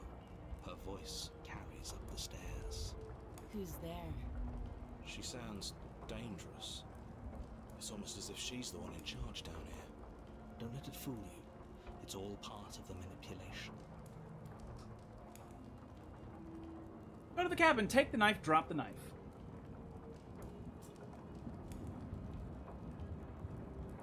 Hey, I think I'm here to kill you? Oh, are you now? Why don't you come down and let me take a look at you? Great job. You gave away the element of surprise. Good luck, hero. You walk down the stairs and lock eyes with the princess. There's a heavy chain around her wrist, binding her to the far wall of the basement. She's so coldly beautiful. Focus on the task at hand. You weren't kidding when you said you were here to kill me. What? No way! Why would you even think that? Okay. Yeah, the Adversaries go to the cabin, take the knife, and then we're gonna drop the knife at the next instance. Opportunist, the universe is dying, stop beatboxing. I don't know how to beatbox, I'm not gonna lie. What? No way.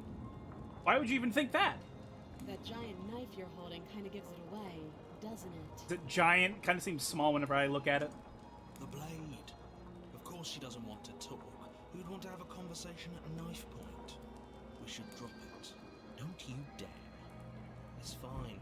We can decide what we want to do after we talk to her. Maybe she really is a monster. Killing someone in cold blood isn't very becoming of us. Drop it. The blade tumbles out of your trembling hands and drops to the floor with an unceremonious clank. Thank you. Maybe now we can just talk. Against your better judgment, you step forward to speak with the princess face to face. We'll be fine. I don't know what you're hoping to accomplish here, but I can assure you there's no reasoning with her.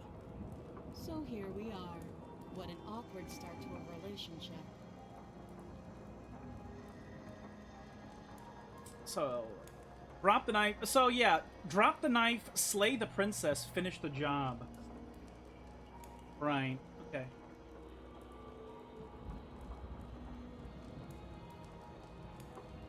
There's people out there who think you're going to end the world. Okay, I'll have to do some of No, these. just tell her that. Is that why they threw me down here? But I don't want to hurt anyone. I like the world, I think. It's not small, it's average. If anything, in any case, most average women only want a giant leg because of the media, because if you really think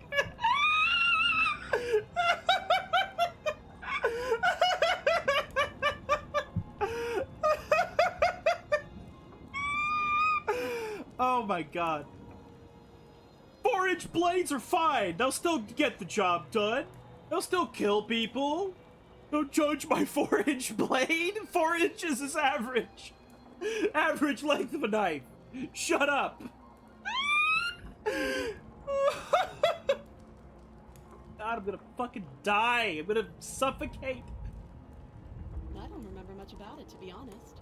I've been down here a long time. Just how long has she been down here? If I'm supposed to be capable of ending the world, then how did I wind up here, chained to a wall? Have they told you why I'm allegedly so dangerous? So if Narrator made this world, did he give them some sort of false memories? E.g., the princess vaguely remembering townspeople throwing her in a cabin. Yes, because he did sort of. I believe he explained that he created us both to fill this role, and so he gave us like a minimum amount of personality and an understanding of the world. But other than that, the princess has no real personality until we approach her. Because he could have given them false memories, he could have made them hate each other. Well, depending upon what on what route you go, you could definitely play it off like that. You could maybe just be like, I have decided that my character hates her, and then when you approach her with that hatred, then she ends up hating you, and you get one of the endings where you two hate each other, you know, so. Arguably, that's exactly what happens, it's just we don't know that it's happening until after we've really seen the bigger context of what any of the dialogue options ultimately mean for this weird cosmic situation.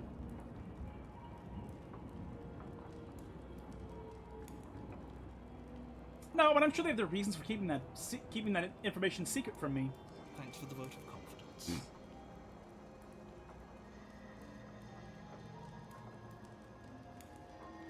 If he really hates entropy so much, doesn't he realize giving a study room to develop different emotions is a form of change and uncertainty? That's the point.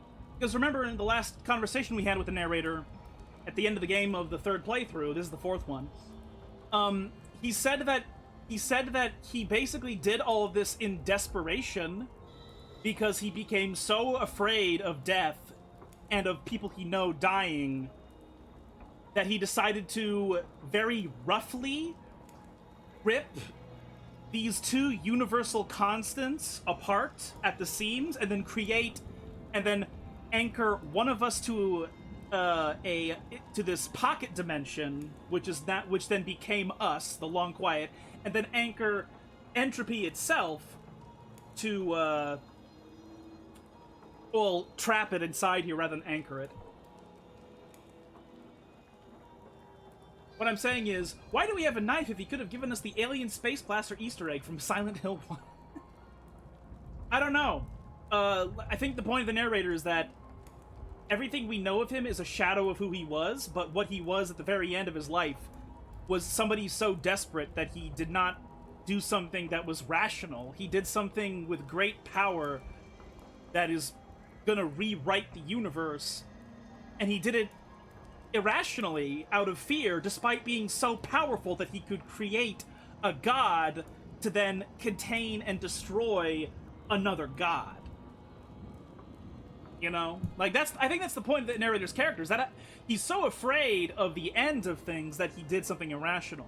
Which is sort of the most basic type of ward in mythology against seeking eternal life, because the entire point is, don't do something that is impossible at the cost of things that you can never get back.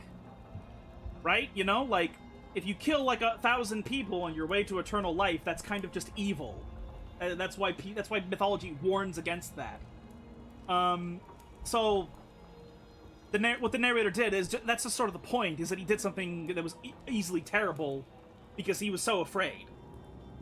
Does he understand that if the world did not have changed, we wouldn't have gotten that picture of High Kirby with apple juice? No, he doesn't understand it because he was contained by fear, you know.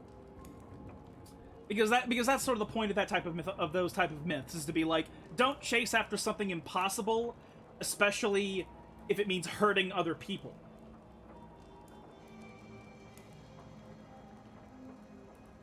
Now, it becomes a different story if you can get that without hurting people. If you can acquire that without there being a consequence.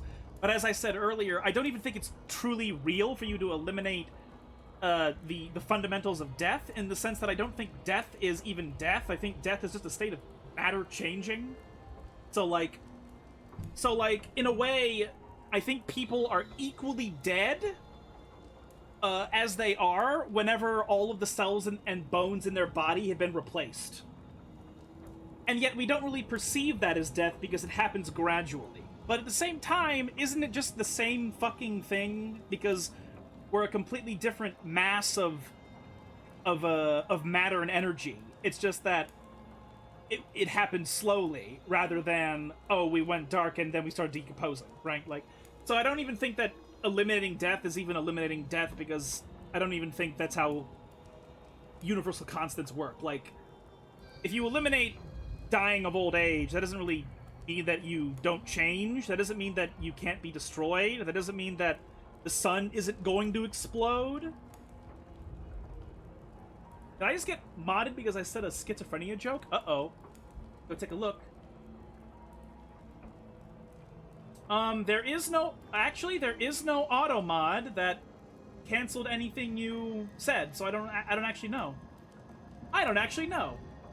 My auto mod doesn't say that they canceled your thing, so I don't even see it.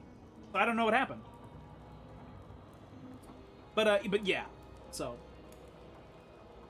the reason I like me turning the homeless schizophrenic into my Horcrux, no one believes him. Man, oh man, yeah. What if they're bad reasons, though? If they had good reasons for thinking I was dangerous, wouldn't they have shared them with you? I don't want to hurt anyone. I just want to leave.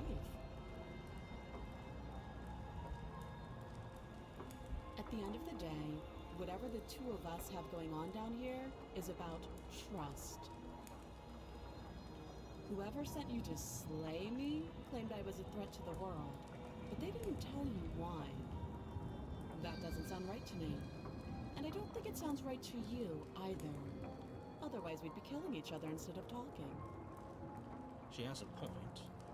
There's a reason I've been telling you to question the situation, and there's a reason. So, I could tell you that I'd lead a quiet life in the woods, or that I'd open an orphanage, or that I'd do any other number of good things that I'm sure you think you want to hear. But you don't really know me, do you? What can my word possibly be worth in a situation like this? She's right about one thing. Her word isn't worth anything. If the narrator gave her a beanbag bed and Slime Rancher on Switch, she wouldn't want to leave. Problem solved, huh? Yeah, but the narrator is a one-dimensional construct of an insane wizard who was in such absolute abject fear, excuse me, that he literally like rended the universe into two gods in order to end death itself. Like, it's just his thought process is so one-dimensional. So it just yeah. Oh my god, narrator get kicked out of Shadow Wizard Money Gang. It all makes sense now. Oh no.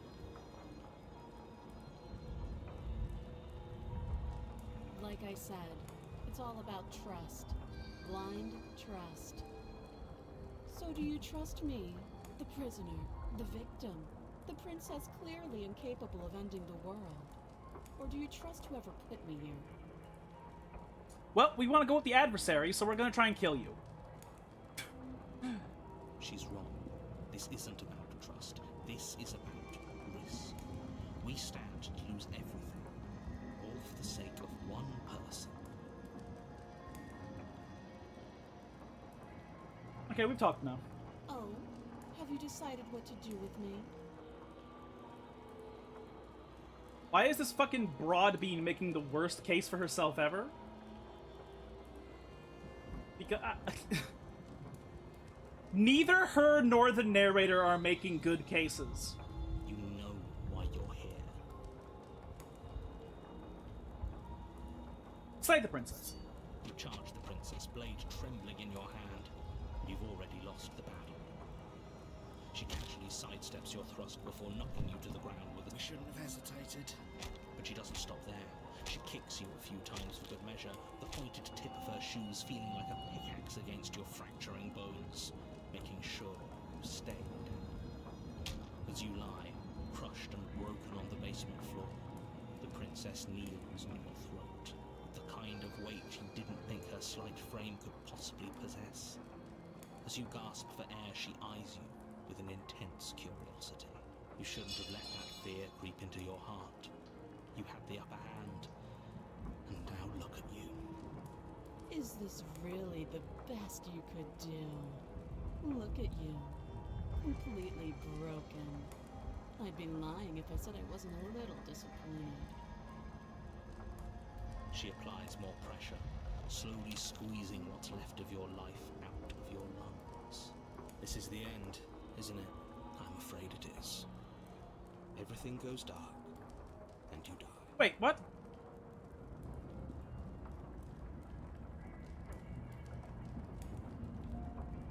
You're...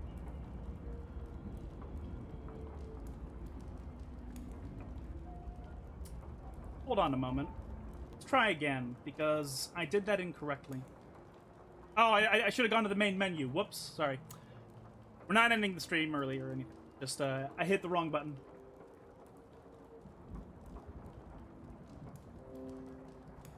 Depending upon what you do, she does basically just say, I am an angel, the princess, please get me out. You know. I think when you take the knife, she has this guarded personality of expecting to be cheated. She has this personality of, God, I'm so tired of this shit. And I think that's appropriate. Okay. Oh my God, this was made by Renby. You make a war. She will not ignore the into the blade. You take Into the basement. the door. Her. Who's... She said, "Don't let it." Staying downstairs. You're still listening to reason.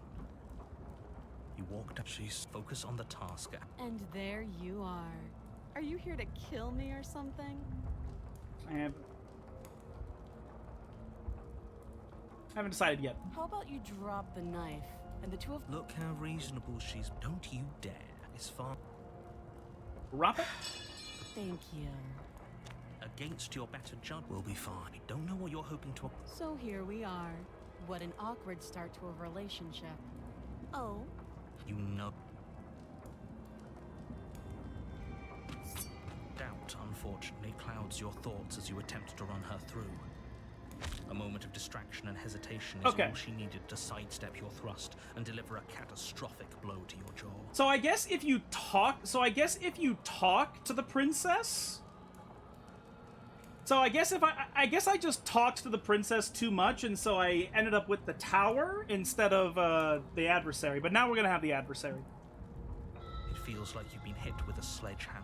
Holy shit, that hurts! Though she's unarmed, the shock of that first strike is enough to stagger you, putting you and the princess on somewhat equal footing. Your blade slashes through the air again and again, and we can still turn this around. Finish the job. You and the princess stare at each other, both gasping for breath, equally exhausted. You probably won't make it out of here alive, but you can at least make sure that she won't make it out of here either. Excuse me? So if Renpi is this thing that hold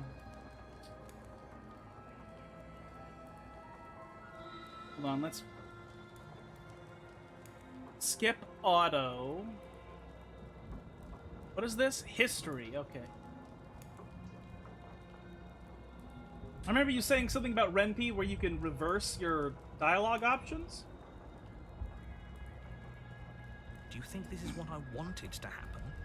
I have a duty to state the facts of the situation, and can you not feel all those ruptured organs bouncing around in there? If the princess doesn't do our friend in herself, internal bleeding is certain to finish the job. The two of you clash for the final time. You feel your ribs break as she delivers a heavy blow, but you push through the pain, falling forward and sinking your blade deep into the princess's heart. Oh, The two of you fall to the floor. this was fun. The princess gasps, her voice an unhealthy rasp as her lungs start to fill with blood. You put up more of a fight than I thought you would. But I have to wonder, do you really think this is the end? But you don't have time to worry over such things. Everything goes dark, and you die. There we go.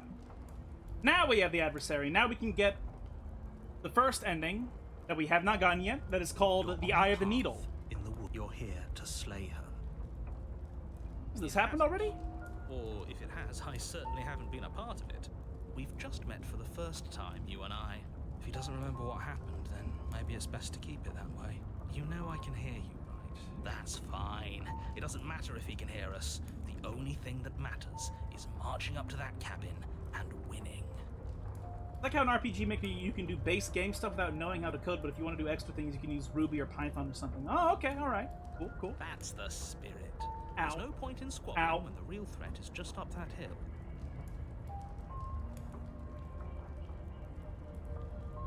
Right, so let's take a look at what we have to do to get the Eye of the Storm.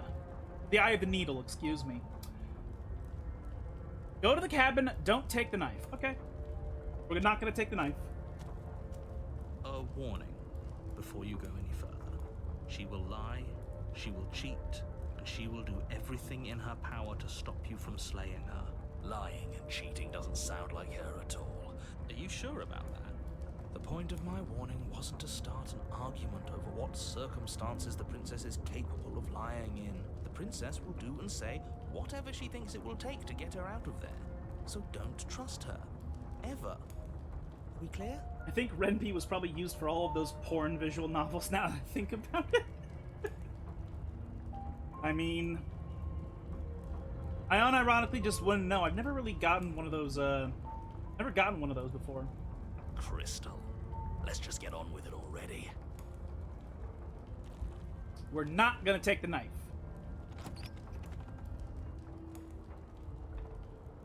The cabin is tighter than its exterior would suggest. Its cold stone walls press in on you, as if trying to forcefully direct you towards your destination. The only furniture of note is a black iron altar with a pristine blade perched on its edge. The blade is your implement. Approach the mirror. You walk up to the wall next to the basement door. What are you talking about? This isn't a wall. It's a mirror. Wipe the mirror clean. You reach forward and rub your hand. There was a mirror a second ago, and now it's gone. So all of us can stop arguing about it and get to fighting. So, go to the cabin, don't take the knife. We're not gonna take it. As long as you can still get the job done. And don't forget that the blade is waiting for you upstairs if you happen to change your mind. If you want a free 3D engine now, Unity is boycotted. You can use Godot. The Because door to Unreal the costs money. basement creaks open, revealing a rough stone staircase, its walls pressing at your sides and tightening as you descend. The air seeping from below is heavy and oppressive, with an almost sulfuric odor to it. Her fierce voice carries up the stairs. Is that another challenger? Finally. This isn't what she sounded like last time. Her voice is a little deeper, almost threatening. Good. Sounds like my kind of princess. As much as I appreciate the enthusiasm, just make sure you don't let your bloodlust get to your head. You need to stay focused and keep your wits up as you descend the final step. The form of the princess comes into view. A large shackle leading from her wrist to the base. Why is her dress too small for her as the adversary? Why did they have to make her such a baddie and then also just give her the same size dress as when she was short? Like, come on. Fuck's sake. Well, I don't have a game because I don't have time. Yeah, I understand. Eventually, there will be time for all things. It looks like she needs some apple juice, but I drinked it all.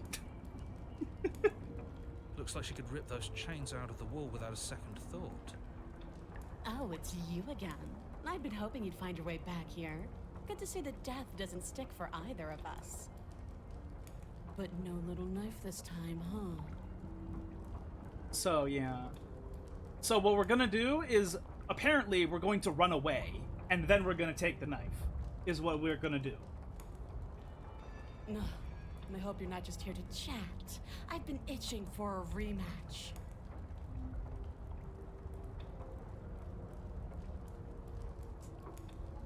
I hope you heard all that, Mr. Narrator. This is a lot different than last time, but last time definitely happened. What's that? Oh, that whole deja vu situation. Yes, it does seem like you and the princess remember each other, so let's say for a moment that I do believe you. Fucking Khajiit? What about Khajiit? For all we know, whatever happened to you last time was just a fluke, and beyond that, do you know who doesn't remember anything that happened last time? Me. I don't remember what happened last time. Are you okay? Of course I'm not okay. As far as we're all concerned, the fate of my world is still very much on the line.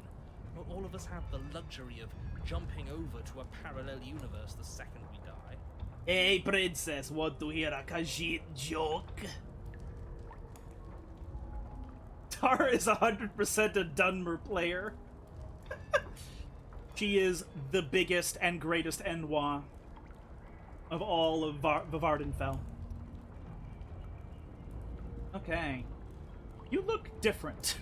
Aside from your empty hands, you look exactly the same. You look different. Yes, quote-unquote different. I remember when we first saw her, like, in the first stream, I was like, that'll stick with me. I was like, what the fuck? I was not expecting the game to do this. If you think about it, the voice of the stubborn is just as thirsty as the voice of the smitten. It's just that it's in a different way.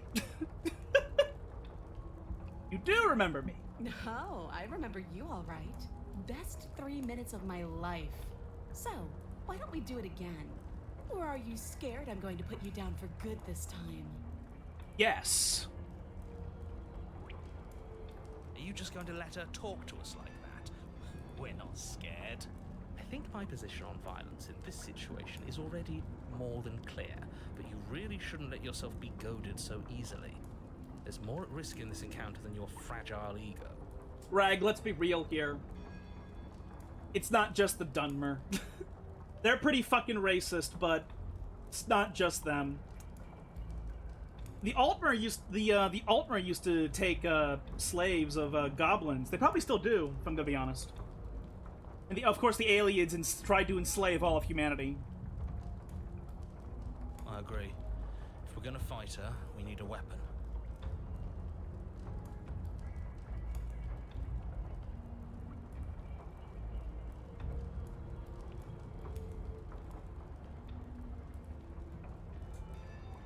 Okay, I don't know what happened to you since the last time we met, but I am not fighting a giant demon lady. Bye! Oh, you've got another thing coming if you think you can just turn around and leave. As you step towards the stairs, you hear the heavy creak of straining metal. Then a snap. She's loose. You have to make a decision, and you have to make it fast. Run like hell! You do your best to scramble up the stairs before the princess can reach you. You practically feel her steamy breath on the back of your neck, but you manage, just barely, to throw yourself over the threshold and slam the heavy stone doors behind you. Why do I come to the arena? Are you sure you want me to answer that question? Do you want that line, theoretically, hypothetically, coming out of your mouth? No. You're safe, if only for a moment. The blade. Take the blade from the altar. Take the blade! You take the blade from the altar. Finally. Do you think this door is enough to hold me? You're not getting out of this. I don't care how many things I have to break. I'm getting the fight I want. So no matter what happens, we are gonna get the ending that leads to Eye of the Needle, so... The cabin shakes as the princess throws herself against the basement door. It's huge and made of stone. We're fine, right? If we're gonna be honest, the elves in Elder Scrolls are like the ones who start the racism, and then the humans reciprocate the racism, like, tenfold in return, depending upon the context. Like, you know, when Ysgramor literally genocided an entire race of elves because a few of them attacked his city. Of course we are. Any second now she's gonna break through that entryway. And we're finally going to get to do what we came here to do. The impact shakes the cabin, a massive gash splitting its way up the stone doors. She comes. I'm gonna edit this scene, but muffled caramel dancing, please, behind the door. The doors explode outwards, shards of stone clattering against God the walls damn! as the princess emerges from the basement. You see how now we have an even better contextual scale of how tall she is. God damn! What the fuck? At least you finally have a weapon. She's like 9 feet tall! We're Jesus! Almost as tall as you. In a fit of violence, the princess explodes across the room and closes the gap between you. You do your best to defend yourself from her onslaught, but you're sorely outmatched. For every wound you inflict on her, she inflicts 2 on you until, finally, you're no longer able to so much as stand. Your body is giving out. Giving out? No, nobody's giving out. We're just getting started. Don't be delusional, it's over. You fall to your knees. Is that it? You're supposed to be tougher than this. Come on, get up. Keep fighting me. No, this isn't right. Listen to me. Listen to her. We can do this. We can't. Why won't you get up? She kicks you in the chest, splinters from your shattered ribs stabbing into your heart and lungs. Your vision starts to swim. Finally, her face, twisted into an expression of disappointment and fury, fades. Everything goes dark, and you die. All right. The Eye of the Needle. You're on a path in the wood. If you weren't so damned afraid of what she'd do to you, we wouldn't have died back there. Fear is good. Fear keeps us alive. We died because you didn't have enough of it. So what? You'd have us cower in a corner? No, but that place suits her better than it suits us. She's big. We can't hope to find holes and openings down there. We need more room if we're going to survive. Are you suggesting luring her into the woods? Do you have any idea how dangerous that would be? If you lose sight of her, if she manages to slip away, that's it. Game over for everyone, yourself included. Are you not challenging us on all the looping? Have you known about it the whole time? Are you the same one we've been talking to since the beginning? Sorry to disappoint what I'm sure must feel like a grand revelation, but that's not what's going on here. We've never met. Then what is going on? What's going on is that you'd only be saying the things you've been saying if you'd already been here. And if you'd already seen things you weren't supposed to have seen, it doesn't matter. We could go in circles forever. I don't like staying still for too long. Let's get to the cabin, see this through. It's good to know that at least one of you is still capable of reason. We may have the same destination, but we're not the same. You are still an other, and I don't trust you. Man, I love this game. Not gonna lie, I love this game. Best VN I've ever played. We need one of those grabby things pest control uses to pick up raccoons by the neck. We need a really big one so we can, grab her neck. Did you know that there's a medieval weapon called the man catcher? It's literally like a polearm, but with like a collar at the end of it, and you throw it over somebody's head, and you pull a rope, and you just grab them by the neck. And if it's like a weaponized version of it, it's like it's like a needled wire or something. So you like choke them and kill them and bleed them out. It's really fucked up. But that's a real thing. Well, fortunately, you have an entire trip through the woods to reconsider that. The man catcher, yeah, haha, yeah. There's nothing to reconsider. We're all for violence here. Are we? I haven't signed off on anything yet. Ay. Bum bum ba na na na na na na na na ba na. We must slay that foul Nord. Ay!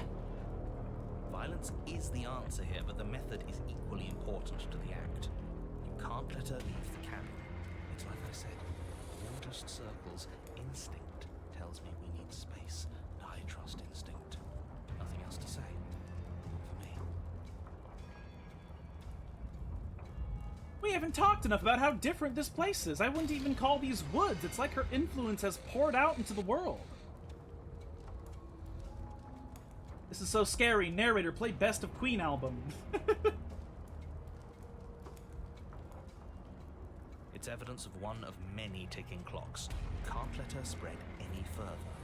Things are always changing. She changed, the cabin changed, we've changed. Why wouldn't the woods change too? Because they're not supposed to have changed. This is supposed to be a path in the woods. If it's not, it means something's gone horribly wrong. What if I don't agree with the plan? What if I'd rather do something else? You're the chooser. The best we can do is advise. But we can help if you let us. So is the player character the voice of the chooser? I'm choosing! Choose!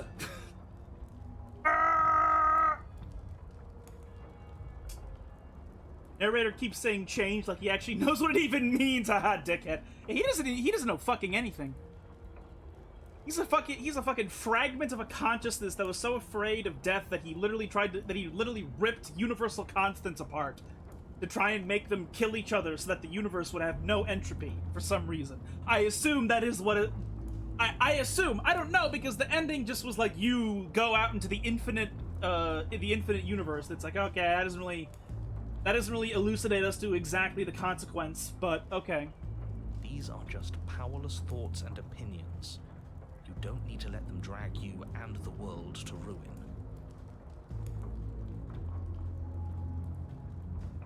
No matter what happens next, it seems like all our answers are in the cabin. We might as well see this through.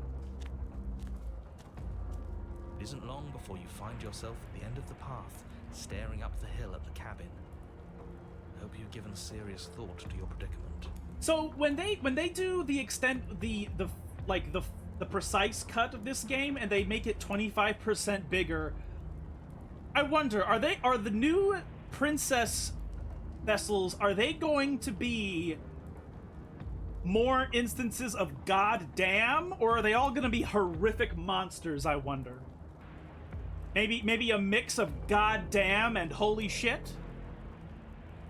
And hopefully not an instance that is simultaneously goddamn holy shit? I wonder. No last advice for us? No words of warning? What I gather, you've heard it all before. There's no use screaming into the wind. I don't know. Screaming sounds pretty good right about now. I could use a little catharsis. Catharsis is for when we're finished. For now, we need to hold it out in front of us. Something to chase.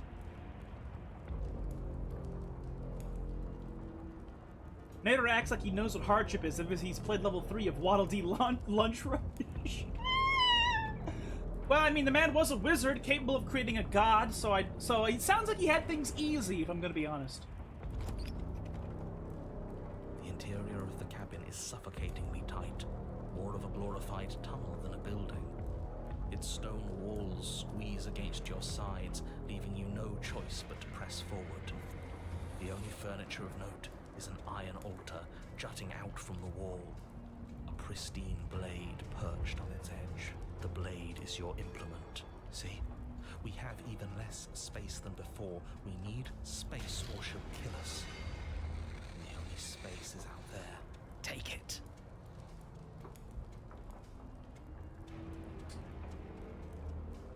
So there isn't another branching ending off of Eye of the Needles. So now this is all personal preference.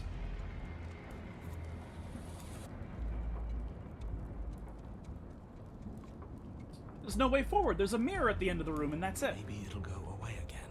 For something to go away, it would have to be there to begin with. Let me assure you, there's no mirror here. The only thing at the end of the room is the door to the basement. God sending his toughest battles to his strongest soldier. I have to get up and put my charger on, but I don't want to. Why do you give me your hardest battles, God? You are my strongest soldier. Work has been completed. How goes it? We got the ending where we killed the princess, and now we're hunting for our final ending before we're done with the stream tonight. This is the beginning of the 4th playthrough, technically, though.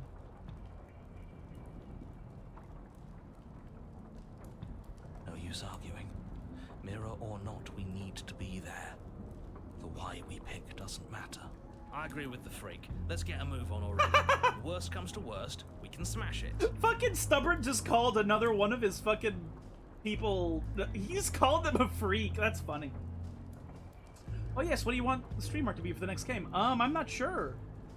You can always surprise. I don't know what the next game is going to be, so I don't know. Maybe you surprise me, or maybe I pick a game later and then we talk about it. Not sure though.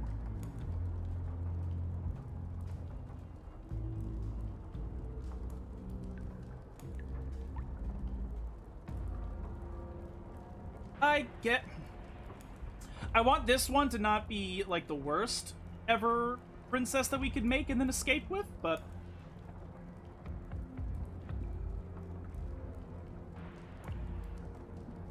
How about you draw, like, I have an idea, but I'll think about it. I'll think a bit more on it later. I think that there's no way for us to resolve this peacefully anymore. But then again, I don't know. You know what? No, let's try to talk to her. We can try to survive without our steel claw, but you've marked us as easy prey. You step forward and approach the door to the basement, hesitating before you open it, as if you don't see it. You're rather committed to the bit, aren't you? The door's right there. It's right in front of you. This really is just like last time. It smells of nothing, yet it's still there. Smash! You bring your fist crashing down against the door leading to the basement. It swings open, scraping against the floor as it reveals the dim path ahead. Why am I not surprised? It was in our way, and now it's not. That's all that matters. Before you is what may as well be a sheer cliff face. There are enough footholds that you'll be able to clamber your way to the bottom, but it will require careful effort. The air hissing up from below is warm and wet, like the breath of an enemy locked in close quarters. If the princess lives here, slaying her is probably doing her a favor. Her voice, bold and fierce and impatient, echoes from the chamber below. I'll make an endive veggie called Ichiko, but I don't know what she does. Maybe she's a bard. Do you have more fight in you than last time? That was such a disappointing show. I know you can do better than that. Goad her, rile her up. If she's angry, she'll make mistakes.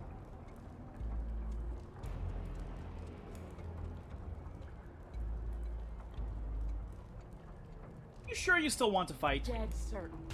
Everything inside of me screams for it. We need to get closer.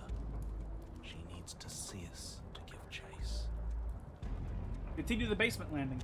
Maybe I should have gotten the knife. Nowhere I don't to know. go but down. You start the difficult journey, gripping the stone, lowering yourself foot by grueling foot. But soon, there is solid ground beneath you. He's reference to Asleep Among Endives by Ichiko Aoba. Oh, okay. I feel that sounds familiar to me, but I can't remember it off the top of my head instantaneously. An endive is like a lettuce-looking thing. Oh, okay. Another new vegetable I was not aware of. Remember, every crack and crevice will need to be faster than her. I guess I should have gotten the knife. You turn to face what lies at the end of the God tunnel. damn! The princess, imposing and tightly muscled, grins back at you from the darkness. Tightly muscled. Interesting description, narrator. Her face droops. There you are, but still no little knife. Do you think this is a joke? Do you need me to break those fragile bones again to remind you how serious this is? She's bubbling, hot with rage. We can't get close if we want to live. We won't be able to draw her out of here. She's hungry for us. I know I said this earlier, but I really have to stress how thin of a razor's edge you're on right now. Narrator, are you feeling a type of way? I think he has to be at this point. My God, who wouldn't? Good grief! Look at her. Holy shit! We know the only way out is through the eye of the needle, and we're going to win. We'll need the steel claw. Grab it as we leave. Bloody desire in her eyes, the princess rushes forward, ignoring her. God chains damn! as they Is she bend like 15 and feet snap. tall now? Run. Without hesitation, you turn back the way you came and scramble up the ledge towards the tunnel entrance. As you near the top, hands desperately clawing at jagged stone, you glance back. The princess is right on your heels. She doesn't bother to scale the wall as you do, instead digging deep into the rock of the cliff face with her fingertips in her rapid pursuit. Anywhere you go, I will follow. Good. Good. Wow, the hunted is Then kind you of pushed thirsty yourself too. Up into the tunnel, the cabin door finally in sight, at once within your grasp and infinitely distant. What is all of this for? What's the point? You and I are always going to end in violence, so why bother to run? I know what I am. Why can't you be the same? Steel claw, now. It's too late. Run for the door. Nope. Nope. Our wife who wants to fight. Take the blade. Without missing a step, you grab the blade from the altar. I am convinced in this instance that the narrator, the stubborn, and the hunted are all thirsty because of the things they have been saying over this specific path of the princess of giant muscle mommy. Like, I think all three of them are at least low-key thirsty. It's kind of crazy and hilarious. Listen, you guys want to fuck her, but what if she's one of those echidnas with 4 dicks? A 4-dicked Futanari? I mean, there's a lot of people who would say that's even better. So you do want to fight me? Good. We're almost there. Don't think about almost. We're there when we're there. And we'll take the fight with us. Your skin hums tight with adrenaline as you burst through the cabin door and roll onto the grass. You God enter the cabin of the damn! princess, singular in her desire to destroy She is you, like 15 feet explodes tall. through the doorway. You are walking a dangerous path. If you waver once, it's all over. So get it right. There's nothing left to slow me down. Do you think this is better for you? Do you think this space gives you an edge? Then show me. Show me that you've been worth all the room you've taken up in my head. What?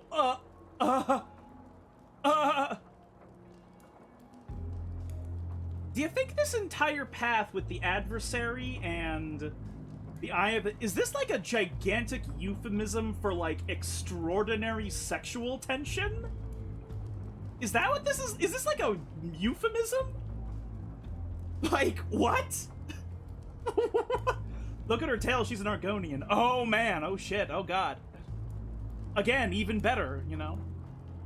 Do it. Be swift, strike true, be where she's not. Let your body move you.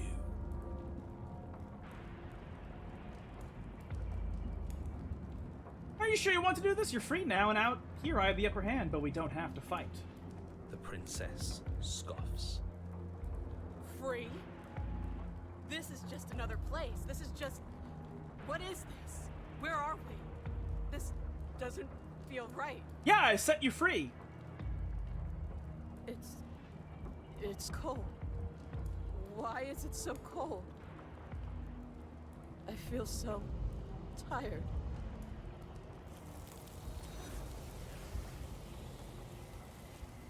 You know, usually those hands, like, completely engulf the princess.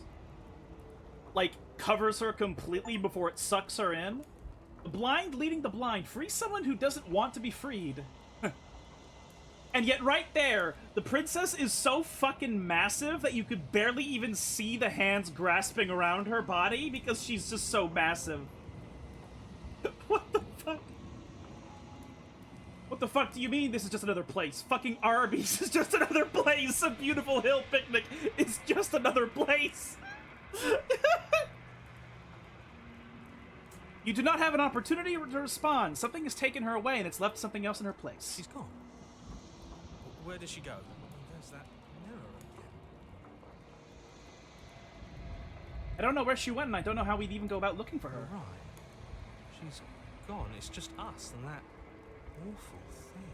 It's like it's mocking us. Let's just stay still. The princess goes to the Olive Garden as a mental breakdown. Yeah, because they don't have any booths available for people who are 15 feet tall. You know, and so she has a mental breakdown, and then the military has to use a tank shell to kill her. Because she's 15 feet tall. The narrator is gone. It is. Does that mean the world ended? It hasn't ended. We're still here. The world didn't end. We're still here. Come on. We just need to keep going. I think I'm supposed to look at the mirror. There's something dreadful about it. That thing reeks of death. The military wouldn't kill her. They let the public kill her and then pretend they did it. Or they would capture her and use her as a weapon or something. I don't know. Screw the mirror. We just need to find the princess. This is what I mean when I say that the stubborn is like, he is thirsty. I'm begging you, don't do this. The mirror never scared you before. It's right. different now. It feels, I don't know, final. You approach the mirror. Gaze into your reflection. Silence as you reach forward. They're gone, but the mirror remains. It is time for you to see what's in it. It's you. You are alone in a place that is empty. It is quiet here. Proceed. You're at the cabin. Remember when we were doing the princess with the blade arms, and there was a point where we were like, I am going to seduce her. And then we did? I don't think I've laughed more than I've ever laughed at any of these fucking games than at that particular stream. You're at the cabin.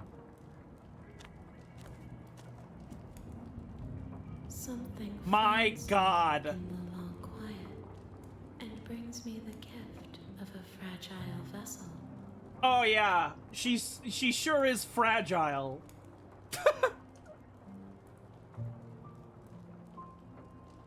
I am solitary lights in an empty city. Thoughts without connections. A dim and nascent network. I thought it was pronounced nascent. Oh God, am I the person with the incorrect pronunciation? A person. A set of eyes witnessing from one perspective. I think we are oceans, reduced to shallow creeks. She's inside the long quiet and she didn't even buy him dinner first! Why did you have to say that in the same time period where you mentioned echidna dicks? She's a 4-dicked, 15-foot Futanari and she never bought us dinner!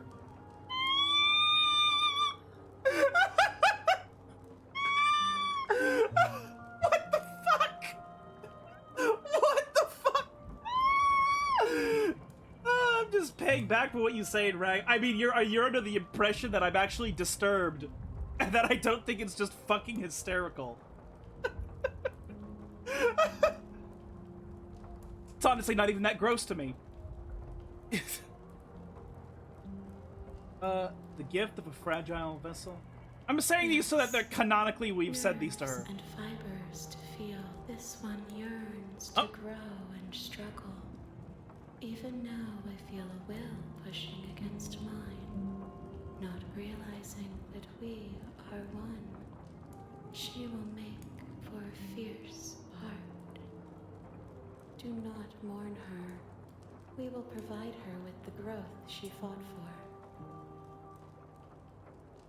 Huh. I'm sorry. I promise that it doesn't. You know the narrator? You are the only thing. The space we're in is vacant. Are you what sent me to slay the princess? Are you what trapped me here? I have only just now stirred. Yeah. I know only. She is. Or are you always the princess, or are you just making her a part of yourself? You speak in circles. Do we know each other? You are familiar. Happens now. Nothing as we are. But I know that there are worlds beyond us, and that we are meant to reach them. There is no exit, but this vessel is a creature of perception. Bring me more perspectives. Scared I'll find a way to kill you? I have not lived. I am not afraid to die. That line will always go hard. Very similar hardness to, you can't kill me, I'm not even alive. Everything. Till we meet again. How many pieces of you? You do if I... What if I don't let you do this to me? Then we will be here forever, as we are now. Unfinished. Dry. Hollow.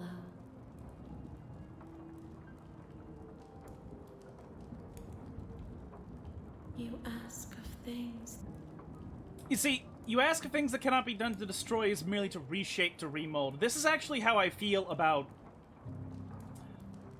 universal constants in the first place, like of entropy. That's why she's the Shifting Mound and she is not death by itself, because I don't think those things are even the same thing. I don't even think the elimination of death is even the elimination of death. I don't even think that makes any sense or is even possible, because all things change into a different state. So like, this is actually an encapsulating line of my own thought process when it comes to this weird philosophical topic. That like even if death is gone, things change anyway, because that's just how the flow of space-time works. Like, erasing one thing with an entropy doesn't erase entropy, and the idea of erasing all of entropy sort of just entails something that is impossible to imagine in the first place. You're being semantic. What do you want to do if I help you? How can I know? Okay, let me forget. She asks that I tell you to remember her. You won't. And go Stark and you die. Alright. You're on a path. Bring the eye of the needle to her. And at the end of that path is a cabin. And in the basement of that cabin is a princess. You're here to slay her. Note, you can skip previously seen dialogue by hitting tab on your keyboard, or R1 on your controller. Ooh! I'm gonna save right on top of that tip, so that I never miss it. Thank you all very much for joining me here tonight. I really appreciate you coming here to hang out with me. We will be back tomorrow to continue this game, and hopefully tomorrow is the final stream of this series, at least until we get the big update that will increase the size of this game by 25%. Once we have that, we're coming back to this game, baby. I want to do it like the same week that they release the new patch, so that I can be like one of the first people to post about the game and its new patch. That'd be really cool. So hopefully this isn't too boring, and that the big patch comes not way too quickly, and therefore people will not be upset by having to watch this game even more after tomorrow. But yeah, if you happen to be new here and you enjoyed hanging out with us tonight, if you think I deserve a follow, I'd appreciate that quite a bit.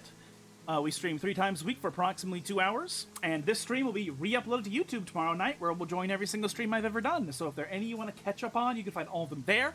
Link is in the About section. And yeah, we went Giga overtime, which we have been kind of doing recently with this game in particular, because I'm going to be honest and not like a slightly evasive. I kind of just tunnel vision because I like this game so much and it intrigues me so much. So really it's my fault. I could be saving at any time and just pausing in the middle of a story, but I keep not because I really don't want to. But that's okay. Hopefully it's not boring for y'all, that you've been enjoying this bizarre, philosophical, cosmic romance game as much as I have been, and I hope you're not. I hope it's exciting to you, that it's going to have more content on a later date this year. But yeah, I should really be getting out of here and getting out of your hair. So thank you all so much for being here. I appreciate your support in every capacity. I hope you have a good afternoon, evening, morning, etc. I will see you all again tomorrow with the end of Slay the Princess. Ciao!